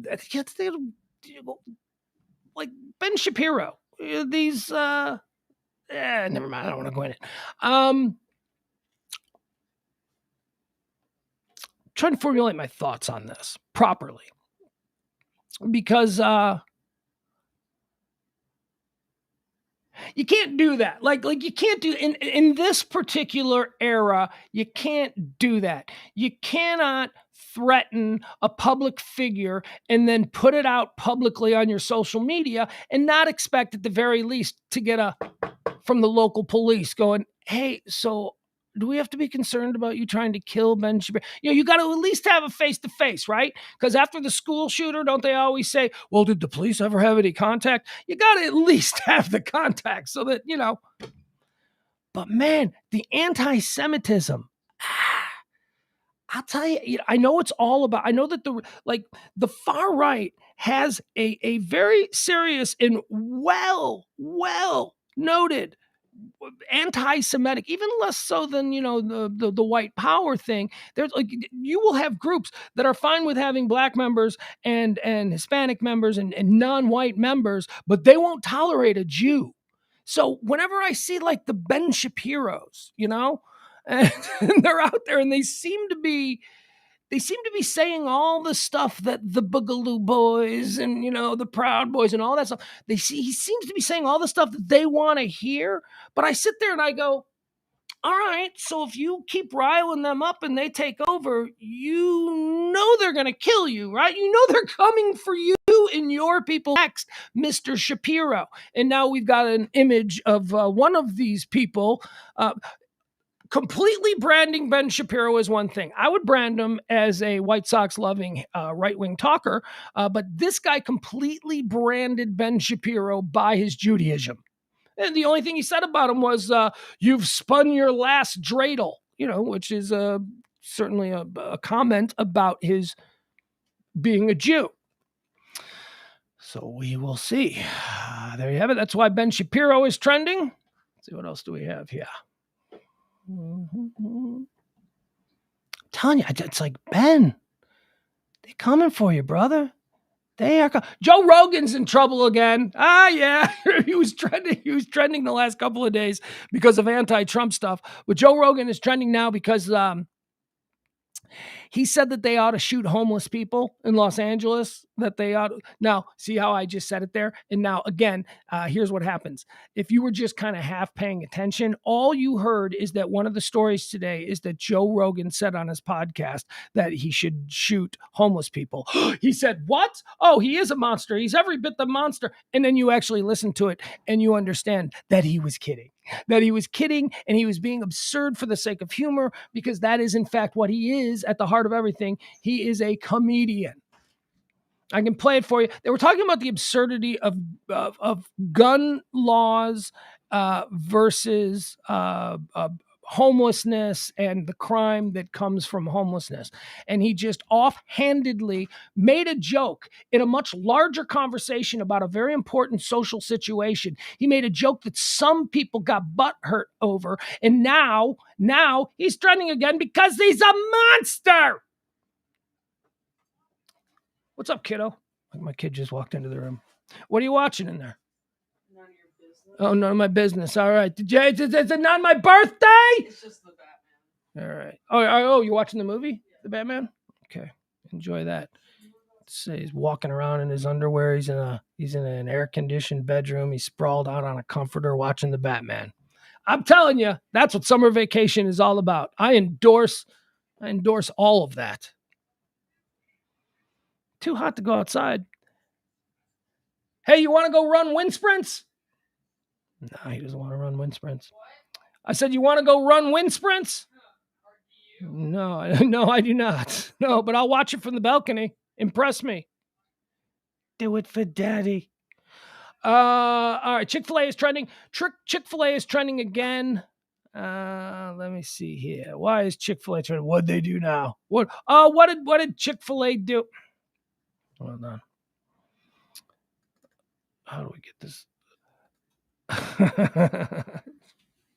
Oh, this is a trans issue. Okay. Ooh, we like to break these down. All right, let's break this down. So Chick-fil-A is trending because trans Chick-fil-A worker told to be honored by catcalls, according to a lawsuit. All right, so here's the story. So this dude transed into a woman. The trans thing, it's happening. It's a thing. It's a thing now, and it's normal. And let's all just be respectful as we possibly can, and not look to be dicks about stuff. So it's happening. Just deal with it. Just it's a thing. I know it's different, but he was born a man. Okay, I get you. But this is at this point, it's about just be cool to one another. Just you don't have to. Nobody's asking you to go on a cross country car ride with this person. You don't have to. You're not going to be stuck in an elevator with them for 5 hours. Just accept that they have a right to share the same air as you, but they don't. See, now that's where the problem comes in because they don't. Anyway, getting back to the story, a trans Chick-fil-A worker was told that she should be honored by catcalls. I don't know what that means. When Erin Taylor, 29 years old, began working at a Decatur, Georgia Chick-fil-A in August last year, she thought it would be a turning point, a chance to climb up the corporate ladder, and after nearly 2 pandemic years, a way to gain some financial stability, she said. Instead, she was met with sexual harassment from coworkers on her very first day at work. Taylor alleges in a discrimination lawsuit filed last month when she reported the abuse to the franchise restaurant's owner. Taylor was not only outed to her harasser as transgender, they didn't know she was trans, or does she say they didn't know she was trans? Because she was okay, so a trans woman, so she began life as a boy, and then she transed into a woman, and then she got a job at Chick-fil-A, and the people at Chick-fil-A didn't know that she was trans, or at least she believes they didn't know she was trans because she's so good at being trans that she fooled everybody, which is rarely the case. But again, be respectful and just go with it. There's no hate. There should be no hate in our heart for anybody else. Anyway, see, I struggle with this stuff. So she didn't believe that they knew that she was trans, and she was being, she alleges, sexually harassed by coworkers. Okay. Then she tells the owner, hey, they're sexually harassing me. And the owner apparently knew she was trans, goes, well, you ought to take that as a compliment because apparently they don't know you're a dude, which kind of makes sense. I mean, honestly, that makes sense to me. I don't see where the lawsuit is here. She should just go. Now, I don't know, the outing thing, that's probably more complicated. We'd have to talk about what all of that entailed and, who knew what. But these aren't medical records. She works at Chick-fil-A. Go across the street to Sonic. Okay. I mean, it's like if this is the kind of job that you have, this is not a Chick-fil-A job where you're working a counter is not the kind of job that you need to go and have a lawsuit over. It's not. You know why? Because Burger King's hiring across the street. Because there are any number of those kinds of jobs that'll happily take you on and don't give a shit about what just happened at your last place because the person who's supposed to be on the next shift didn't show up. They didn't show up. They need another person. So you're here. Fine. Get in there. The federal lawsuit filed in the United States District Court for Northern Georgia accuses the Decatur fast food restaurant of violating her civil rights by subjecting Taylor to ongoing discrimination on the basis of her gender identity, and for firing her after she raised the issue repeatedly with management. You were fired because it's a disposable job, and he expected that you were going to go, next door to Dairy Queen. He really didn't think you were going to make this big deal out of it. You don't have to be this level of drama queen. Okay, you transitioned into a woman. Some, I assume, heterosexual coworkers found you attractive. They treated you the way that biologically born attractive women get treated all the time. And I don't know. That's a problem. I don't know. Just seems, look, you got, look, I will come the full way. I will come the full way with this. Look, today's my birthday. I'm 53 years old. This is, I was not born into the world where you'd be in line at Starbucks next to, a trans person. This is all new to me. So I'm totally trying to go with it. And I'll come the full way. I'm coming the full way. I'm jumping over there. You have a right to exist. I don't understand what's going on with you, but you know what? I promise you, you don't understand a lot that's going on with me. So let's just agree that we're all complicated husks of humanity, just trying not to, die. That's all we are. We should all just get along. We don't all have to be friends, but we all can't be enemies. That's fine. I'm coming to your side. You gotta be willing to give a little bit. You've got to recognize that there are some people that are just idiots and they're terrible people. If those people make a movement to come halfway, then come halfway and meet them. Just come halfway and meet them. Don't get all bent out of shape when some hillbilly, says, well, hell, you ought to take it as a compliment. I mean, because, he's just trying. He hired you. He's not showing up on your front. It's not 1950. He's not showing up on your front lawn, dragging you out of your bed at night and tying you to a tree. He gave you a job. All right. So he said something inappropriate to you. Don't be so butthurt over that. Be like, you know what? That's actually a good point. If they do think I'm hot. And then she's probably like, but don't say anything because they don't know I'm trans. And he's like, yeah, I gotcha. Yeah, nobody knows. You're fooling everyone. Anyway, that's why that's trending. You know what? I'm going to bring this story up tonight on the Pillow Talk show. We're going to have Rebecca. Rebecca is our trans co-host. She comes on one day a week. We talk all kinds of issues. Rebecca doesn't need to be pigeonholed for just simply trans issues, but I do think that for these particular kinds of stories, she can lend an interesting perspective on this. Netflix is trending. You know why Netflix is trending? Netflix was trending yesterday. I was telling you, I went off on my rant about how greedy Netflix is, about how they were the greatest company on earth, and then the pandemic hit, and then they became the most unbelievable company that is or ever will be around. And then the pandemic went back down, the pandemic went away, and Netflix then dropped back to the greatest company on earth. But now, in the post-pandemic era, they don't like being the greatest company on earth. They liked it during the pandemic when they were the greatest company that will ever be, and they'll never be there. But now they've come back down to the level they were pre-pandemic, where they were just like, wow, Netflix is an amazing company. Let's buy Netflix stock. So Netflix wants to somehow always make the kind of money that they made as pandemic profiteers, which is what Netflix was. They profiteered off the pandemic, which is fine. Right place, right time. They had a product for a very specific and unique period of time in humanity. And, whatever. Reap your rewards, man. Right place, right time. I'm all for that. So yesterday, Netflix was trending because they're floating the idea of, we're losing money. We're losing so much money. We're going to offer, here's what we're doing. We're going to build a second platform, and it's going to be ads. It's going to be, you're going to be able to watch Netflix shows, but you're going to have commercials. And then the Netflix that you're watching now, we're going to have to raise the prices. If you don't want commercials, we're going to have to raise the price, which, is just such bullshit. So people who have Netflix now, and like the way Netflix is now, we're going to get like all of us, we're going to get like, if we want to keep it that way, they're going to charge us like an extra $5 or something in the next couple of months. Our rates are going to go up and we're going to pay it. But then there's going to be all of these other people who don't have Netflix, who don't have it because they can't afford it, who will be like, oh, but I'll use the Netflix free platform that makes me sit through commercials. And then you see Netflix is going to sell that advertising time and make a whole new revenue stream. They're just profiteering. Anyway, so that was the big doom-laden report that Netflix issued yesterday about how they need to do something because they are hemorrhaging money. And then the quarterly reports came out today. And guess what? Netflix is still kicking ass. Despite all the doom and gloom that Netflix put out yesterday, Netflix, let me pull this. Wait a second, I can't find it. Their stock surged. I can't find the story now. But basically the report that was filed after Netflix put out the, oh my God, Netflix knew the report was coming. So they got out in front of it by having the narrative be about how they got to do this because they're losing all this money. And then the report came out and the report was, whoa, Netflix stocks are jumping. Well, the stocks jumped based on the report.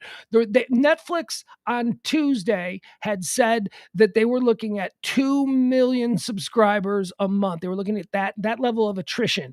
2 million subscribers a month were leaving Netflix. That's what they put out on Tuesday. That's what they got out there first. And then later Tuesday, it turns out, oh no, the numbers say they were wrong by 1 million. Just 1 million. There was only 1 million. And that's far less than they had anticipated as far as people who only bought Netflix during the pandemic. Because that's what's happening. People who are no longer going to the office or going out at night, they ended up, for the first time ever, buying Netflix and spending, whatever it is per month on the Netflix. And then when the world opened back up, they canceled their Netflix subscription. So that is what Netflix is suffering from right now. People they never had before, who they had for a period of time, who are now gone. And then the numbers come out and it's like, no, you know what, Netflix, a lot more of those people are sticking around. A lot more than, not as many are dropping as you suspected. CEO pay is also trending. Here you go. This is kind of in the same vein as Netflix. In 2021, average CEO pay was 324 times higher than the average company employee. 324 times higher. We do have kings. I was thinking about this the other day. We have no kings here in America. Yeah, we do. We have corporate kings. We have the CEO of the company. We have the boss man. If you work for a company, if you work for a big company and you make it your life, you're going to work there for 30 years. It becomes a very big part of your universe. It becomes an important part of your universe. And I always talk about our own personal universes. In your personal universe, the stuff that you have to deal with and manipulate every day to get by, in your personal universe, your boss, your CEO, or whoever it is of the company that you've spent the last 20 years of your life working for is probably your king. He is probably the most important guy. He is the guy that if you were at the hamburger joint and he was, you wouldn't fight him in the parking lot, right? You'd be like, oh my God, that's Mr. Robinson. Oh, I'm sorry, Mr. Robinson, I work for you. We have kings. Those are our kings. All of our little personal universes, we have kings. So it's not like we don't, CEOs make 320, that's kingly, 324 times what the average employee at their companies make. Okay, now here, this is an idea. This is a fun one. This is trending, and I thought to myself, oh my God, I want to see this movie. There is a movie in this idea. So, are you ready for this? As we suffer through this incredible heat wave, this global heat wave, really, it is now here in North Texas, currently at what time is it? 1:40. Oh my God, it's 1:44. All right, at 1:44 in the afternoon, it's 103 degrees. 103 degrees here in Highland Park, Texas at 1:44 p.m. Central Standard Time. I live in this neighborhood. I'm looking down right now. I'm looking at a window. I'm looking at the beautiful pool that is here on this property. I can see the next yard's pool. I can even see no, I can't see the next one. But There are pools all over Texas. If you grew up in North Texas, you probably have a pool. Nobody's swimming in their pools right now. It's too hot to swim in the pool. It is hot enough that you can like just dive in the pool, swim a lap, get out, walk around for about 3 minutes outside, and you'll be completely dry, and then you can go back about your business. But it isn't frolicking in the pool day. It isn't like a summer day where it's a Marco Polo, because it's like, this is heart-stoppingly hot out here. Check out this idea. And I can't believe I didn't think of this. This is absolutely genius. So you know how the share economy, you get the gig economy and the share economy. The share economy is probably best exemplified by Airbnb, where people who have houses, you do an Airbnb. I don't have to explain what Airbnb is. You all know what Airbnb is. Did you know that there is like an Airbnb for swimming pools? Like if you're like an apartment family, or if you're like, I don't know, whatever. If you can't afford a nice day, you don't have your own swimming pool, there is a thing here called, what is it called? Basically it's Uber for, not Uber, it's Airbnb for pools. If you want to spend the day, you can rent somebody's pool and you go hang out in their backyard and you swim in their pool and you pay an hourly rate. I love this. All right, so this comes to us from Pennsylvania. It says here, on a cloudless summer morning, a begoggled Rong Wang, R-O-N-G Wang, Rong Wang, paddles in the backyard with her husband and 2 children among a flotilla of floats.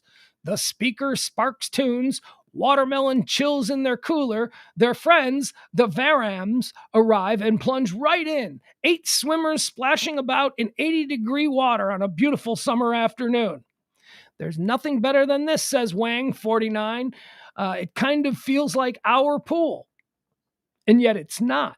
It's Carl Treadwell's pool, where others see 25,000 gallons of clear salt water shimmering in an azure kidney-shaped vessel. Treadwell sees opportunity, also revenue. $68 an hour or more on weekends, depending on the number of guests. Last summer, he began listing his pool on Swimply, Swimply,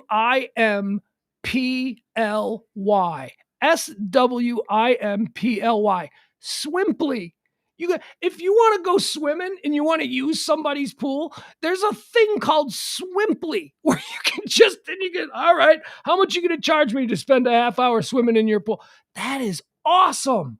I love that. Although, like I said, I want to see the movie about that because somebody's going to trash somebody's house, right? Like some teenagers are going to throw like some balls out insane pool party. And do you have to be home? Like if I live in the house, if this is my pool, do I got to be home? And you don't get access to the house. This is an Airbnb. I mean, what would you do if you were really into this? Wouldn't you get a porta potty? Because you don't want people coming in your house, and you certainly don't want them kids going in the pool. So yeah, you'd have to get a porta potty, maybe 2. Nah, 1, please.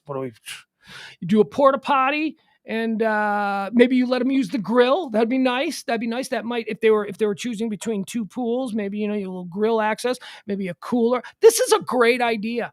I could totally see this working. I mean, if you were a poor or working class family, and you had an opportunity to spend the day swimming in some nice suburban people's pool, pretending like it was you might do it. That might be a nice treat for the kids. I love it. Uber pools. Uber for pools. Swimply. Swimply.com. God, that's great. Herschel Walker is trending again. Herschel Walker got up in front of people and said, I used to be in the FBI. And he wasn't in the FBI. He's got secret families. He says that he was an FBI agent. He wasn't an FBI agent. He says he was valedictorian of his high school. His high school says, we're such a small school. We don't do and never have done valedictorians. And by the way, if we did do valedictorians, Herschel would not have been the valedictorian. That was the high school. He then said that he graduated in the top 1% from Georgia. Anybody who was alive back then, no, that's not true. He didn't graduate at all. In fact, they thought he was retarded. They thought Herschel Walker was the quintessential 1980s athlete when people started, these guys are going off to college. They're coming out of high school. They can't even read. That was Herschel Walker. That was exactly the label that was pinned on Herschel Walker back then. And now all of a sudden, 30 years later, 35 years later, he's going up on stage saying that he was valedictorian of his high school, graduated first in his class from Georgia, worked for the FBI. He's got secret families that are... Herschel Walker is a train wreck. Stop it with Herschel Walker.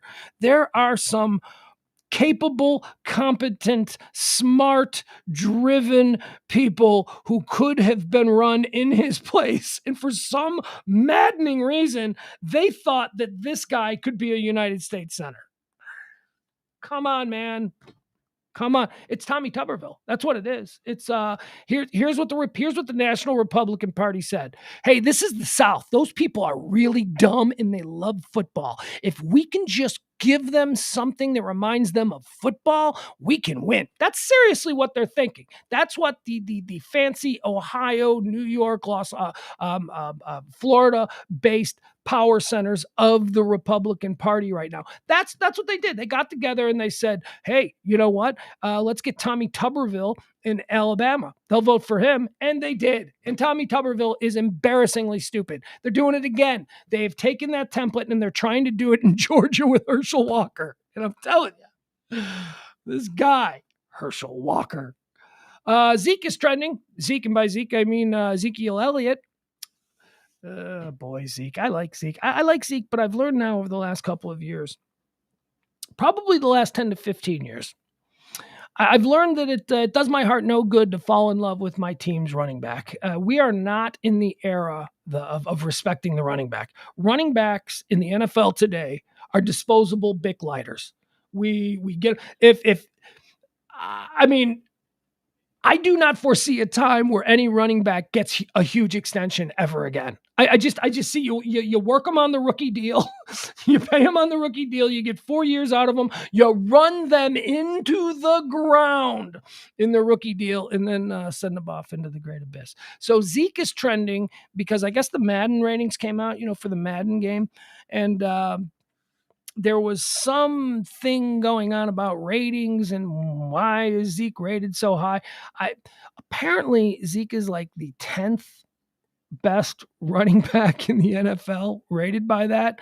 And, a couple of years ago, I'd argue, it was the year that Dalvin Cook had a really good year too, right? So it's like, Zeke was certainly one of, if not the best running back in football a couple of years ago. But again, we're talking about now the Bic lighter. We're talking about the Bic lighter position in the NFL.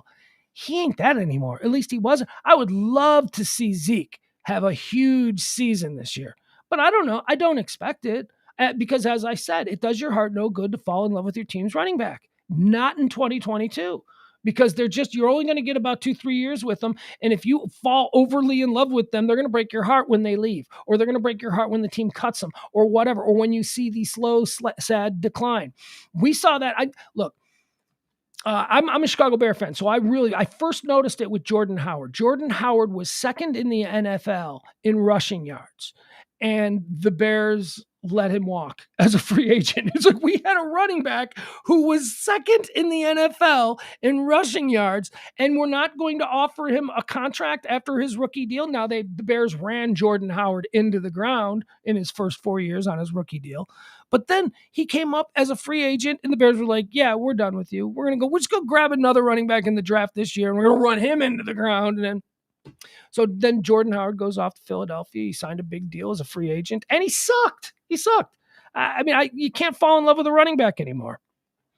And that's too bad, because Zeke, it was looking like Zeke was the heir apparent to the whole Tony Dorsett, Emmitt Smith. It looked like we had another one. Looked like we had Zeke now here in Dallas. Okay. Here we go. We'll end it with these here on my birthday. Oh, and by the way, if you can help out the show, we do accept tips. This show exists based on your tips. We do 2 shows a day. We do a noon show every Monday through Friday. That's what you're listening to here, Monday through Friday at noon till about 2 o'clock in the afternoon, sometimes longer, sometimes shorter. And then we do a Pillow Talk show. That's at 9 p.m. Central Standard Time. That's with myself and James Parker. It's a bit more conversational. So, and that's Monday through Thursday. So we've got Monday through Friday, the noon show, and then Monday through Thursday, the Pillow Talk show. That's 2 streams that we do for you here on the Radio Misfits podcast and live streaming platform. And anything that you can do to help us out to get us month to month. We have a few bills that we need to make here. We don't have any sponsors. We're not looking for advertisers. We're trying to be completely user driven. So if in any way, shape, or form you find yourself compelled to want to do something good in our direction and tip the show, you can do it by using the Cash App, the Venmo, even PayPal. We're desperate now, so we'll take the PayPal stuff. Appreciate it. That's all I'm going to say on it. I hate doing the hard sell. You people understand. You've been wonderful, although it's been 2 months now since we've made our nut. So anything you do, treat me like your bartender, treat me like your barista, treat me like whatever. All right, got that out of the way. Let's end the show with a couple of fun ones. Let's watch a couple of things. Don't Look Up. Don't Look Up is trending. Don't Look Up was a movie that came out on Netflix a few months back. I really enjoyed it. It was about the end of the world. It was about an asteroid that was hurling towards Earth, and the scientific community was trying to warn the people that this was a true life-ending event that was coming. The Earth was about to be destroyed by a comet. The media was trying to tell people that, and the government at the time basically did the fake news, that whole thing. So Don't Look Up the movie. That was the title of the movie. Don't Look Up is the chant that the zealots who were it's set in modern day America. So basically, look, it was analogous to the whole, MAGA thing, fake news, don't believe anything the media tells you and all that kind of stuff. So Don't Look Up was just the rally cry of the political party. How do you avoid worrying about the asteroid that's about to crash into Earth? Just don't look up. Because if you looked up, you could see it coming. You could see it out there by the moon, and it's just coming. And throughout the course of the movie, it came closer and closer. Look, people see. I met somebody who said, "Yeah, I didn't see that. It looked like a stupid asteroid movie." No, it's not an asteroid movie. They are using the pretext of a disaster asteroid movie to make a much larger point. I enjoyed it. Don't Look Up is trending right now because apparently there was what's being called a Don't Look Up moment that went down on British television concerning the heat situation that they're having over there in England. Here, let me play this for you. This is why Don't Look Up, a movie that was released months ago, is currently trending. Here, I'll pull it for you. This really happened, as they say. This is... Are we not? Okay. Here we go. So what you're going to see is you're going to see a clip from the movie Don't Look Up. And then after that clip, you are going to see something that actually happened on British TV news. Very similar. Yeah. Okay. Okay, so here we go. This is why Don't Look Up is trending today. Are we not being clear? We're trying to tell you that the entire planet is about to be destroyed. Okay. Well, it's, just something we do around here. We just keep the bad news light. Oh, you see, John, you're outside enjoying the sunshine. It's not too hot, is it? No, it's absolutely lovely. It's 20 degrees out here. It's perfect. But on a serious note, folks, by early next week, you can scrap 20 degrees. It could well be 40 degrees. I think there will be hundreds, if not thousands, of excess deaths early next week. The charts that I can see in front of me are frightening. So we all like nice weather, but this will not be nice weather. This will be potentially lethal weather for a couple of days. It'll be brief, but it'll be brutal. Oh, so, John, we can. So John, I want us to be happy about the weather and everything. I don't know whether something's happened to meteorologists to make you all a little bit fatalistic and harbingers of doom. Because all of the broadcasts, particularly on the BBC, every time I've turned on, anyone's talking about the weather, they're saying that there's going to be tons of fatalities. But haven't we always had hot weather, John? I mean, what wasn't the summer of 76? That was as hot as this, wasn't it? No. No, And it we are wasn't. seeing more and more records, more and more frequently, and more and more severely. So, yeah, some people always hark back to the summer of 76, which was a freak event 40-odd years ago, over 40 years ago. But heat waves are becoming more extreme. This is yet another one which is coming down the tracks towards us. And, I don't think we should be too... So there you have it. Even in England, they have the whole, oh, come on. There you go. That is why Don't Look Up is trending, because that happened. By the way, that's GBN. That's Great Britain News. I watched that app. That is the app. GBN is the news network. When I talk about my favorite morning show from England that I watch, Breakfast with Eamon and Isabel. Eamon Holm and Isabel, whatever. I don't know. I like Eamon and Isabel. They're fun. They're chatty. What else do we have? This is cool. Okay, so Netflix has a new series out. I don't think it's out yet. I think it's coming. This is, I believe, the first trailer for it. Another in their long line of, they do great sports documentaries. They've got great docuseries about, I don't know what the soccer one is, but I've seen them all. I don't even like soccer. I've seen them all. Drive to Survive, Netflix's Formula One series, which has just exploded Formula One. That is an incredible one. So they've got a new one, and it's called Wrexham. And the first clip, the first trailer for Wrexham has been released. Now, why is it, why do I care about some small English football club? Well, I'll tell you why you should care about some small English football club in Wrexham. Because Wrexham is a football, an association football team in Wales. I believe it's in Wales. And it was purchased. They've fallen on hard times, and it was purchased by actor Ryan Reynolds and actor, television producer Rob McElhenney. Rob McElhenney is from Always Sunny in Philadelphia. He's the creator. He plays Mac on Always Sunny in Philadelphia, if you're familiar with that. So, and Ryan Reynolds is, of course, Deadpool, and Ryan Reynolds. He's like the greatest. Ryan Reynolds is awesome. So they're buddies, Ryan Reynolds and Rob McElhenney, and they decided that they would pool their money and they were going to buy this broken down football team, a soccer team, basically, down there in Wrexham. And as an investment, they're like, let's get into the game here. This is, so let's get, and they ended up being followed because they're Hollywood types. They're like, well, let's just follow us when we go there. Let's just put cameras everywhere. Let's turn it into a reality show. And so it's a new reality show, Ryan Reynolds, Rob McElhenney, about their acquisition of this team, Wrexham. Is it Wrexham AFC? I guess. I don't know. I don't know how all of this stuff works, but man, does this look great. This really does look like a great show. And look, could there be two nicer guys that you want to watch than Mac from It's Always Sunny in Philadelphia and Ryan Reynolds? I mean, they're funny. They're funny. They're cool. So here it is. This is the first trailer. It dropped today and it's trending. This is why Wrexham is trending.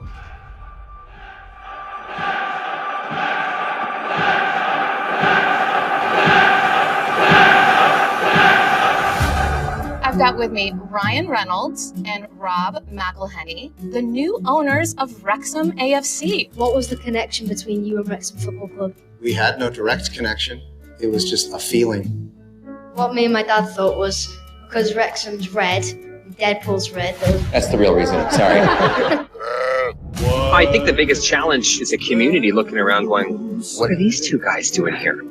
Welcome to Wrexham. Only fools rush in. Is that the gym? It will be the gym. Wow. Yeah, this needs a little work. Wrexham is a town that battles against odds constantly, but the thing that we love more than anything is the football club. It's an underdog story, and it's about interconnectivity between the club and the community. Football's more than a game. It's not life and death. It's more important than that.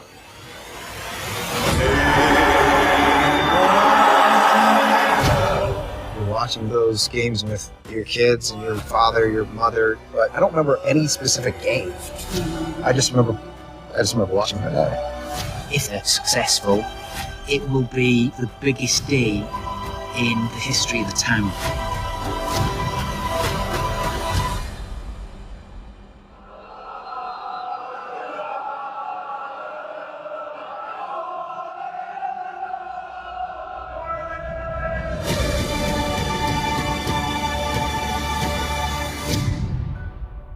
Well, now.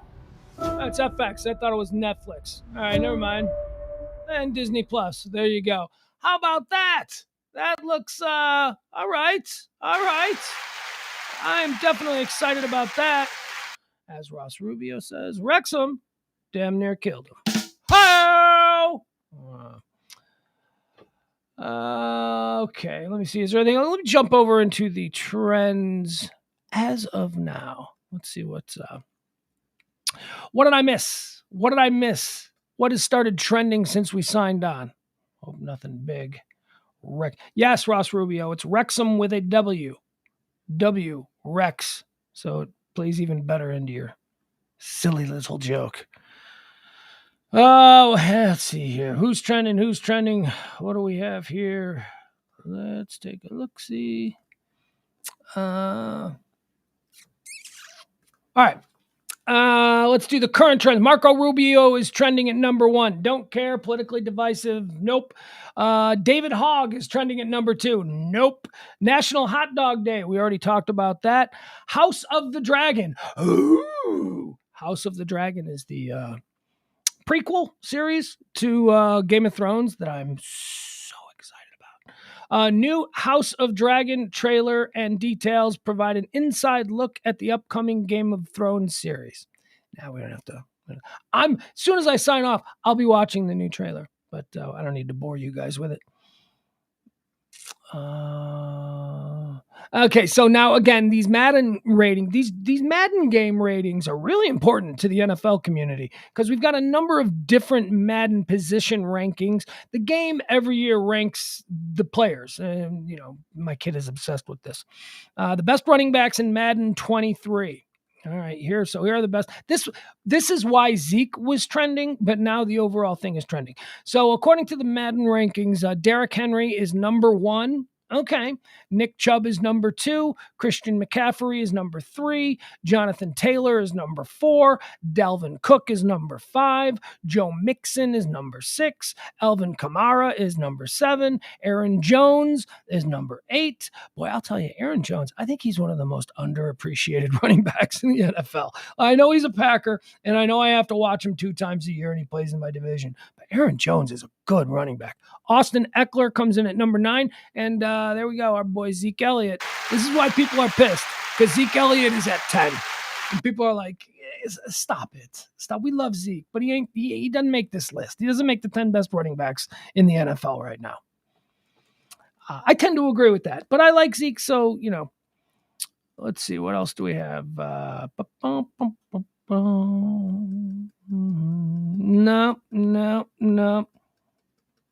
Oh, you know what? You know what I meant to talk about? I meant to talk about, but it stopped trending, so it didn't make the list, but I got it over here on my sides.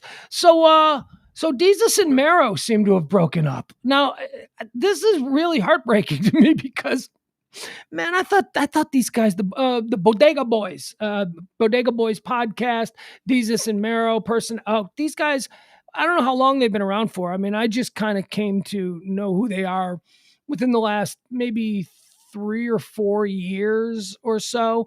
I first became aware of them through their podcast, and then they had a Showtime show. These were really interesting, really smart, really funny guys.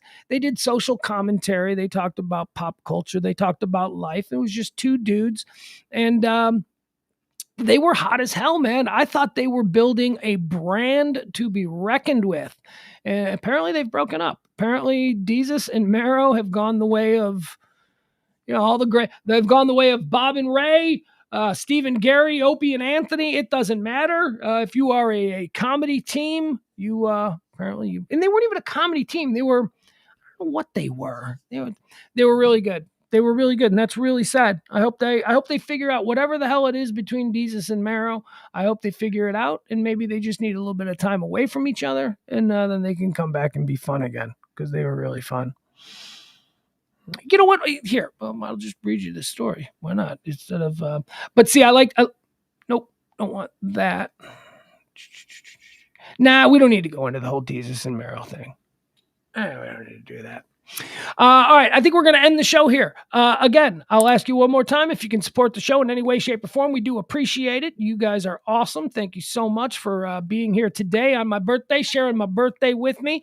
We'll be back tonight at 9 o'clock for Pillow Talk with myself and Parker, 9 p.m. Central Standard Time. Oh, wait a second. Hold on. Ooh. Crap, guys. I just got a text here. Okay, we may not do a Pillow Talk tonight. I know, look, it's my birthday, you guys. I'm sorry. I just got a text here that suggests that dinner, we might have to do a dinner. It's so bear with us. Stick near the Facebook page and the YouTube and the subscribe and all that stuff. I don't know. As a matter of fact, now that I look at this, we may not actually be doing a show tonight. It depends. We will see. God, I hate this. Anyway, thank you for spending my birthday with me. I appreciate it. I appreciate you every day, but especially today. I have got my songs. Yeah, that's it. I got nothing else. I honestly, as I sit here right now in this moment, I do not know if we will be doing a Pillow Talk show tonight. We have to look at the schedule. Yikes. Like, do I want to have a drink or two? If I do that, can we be back playing it by ear? Okay, love you guys. We'll see you certainly for real, 100%. We'll be back tomorrow at noon for another edition of High Noon. Pillow Talk tonight is in question. We'll try and figure it out. It's my birthday. I spent it with my kid. I got my boy Ed in town. Definitely High Noon tomorrow. Definitely High Noon tomorrow. All right, folks. Appreciate you. Again, tip the show if you can. If not, that's fine. I love you either way. Definitely tomorrow. Maybe tonight at 9. Back. Maybe. Definitely tomorrow at High Noon. Bye, everybody. Appreciate you.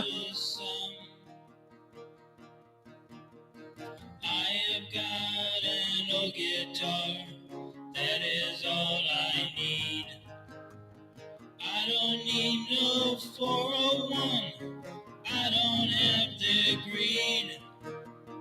Down the road I'll travel, far from the comfort nest. I am on a never-ending quest. Tomorrow is another day, the best is yet to come. I have found a different way, so baffling to some. I can smile a little now, things are going good. I always had to be on guard, that is understood. Down the road I'll travel, far from the comfort nest. I am on a never-ending quest. I am on a never-ending quest.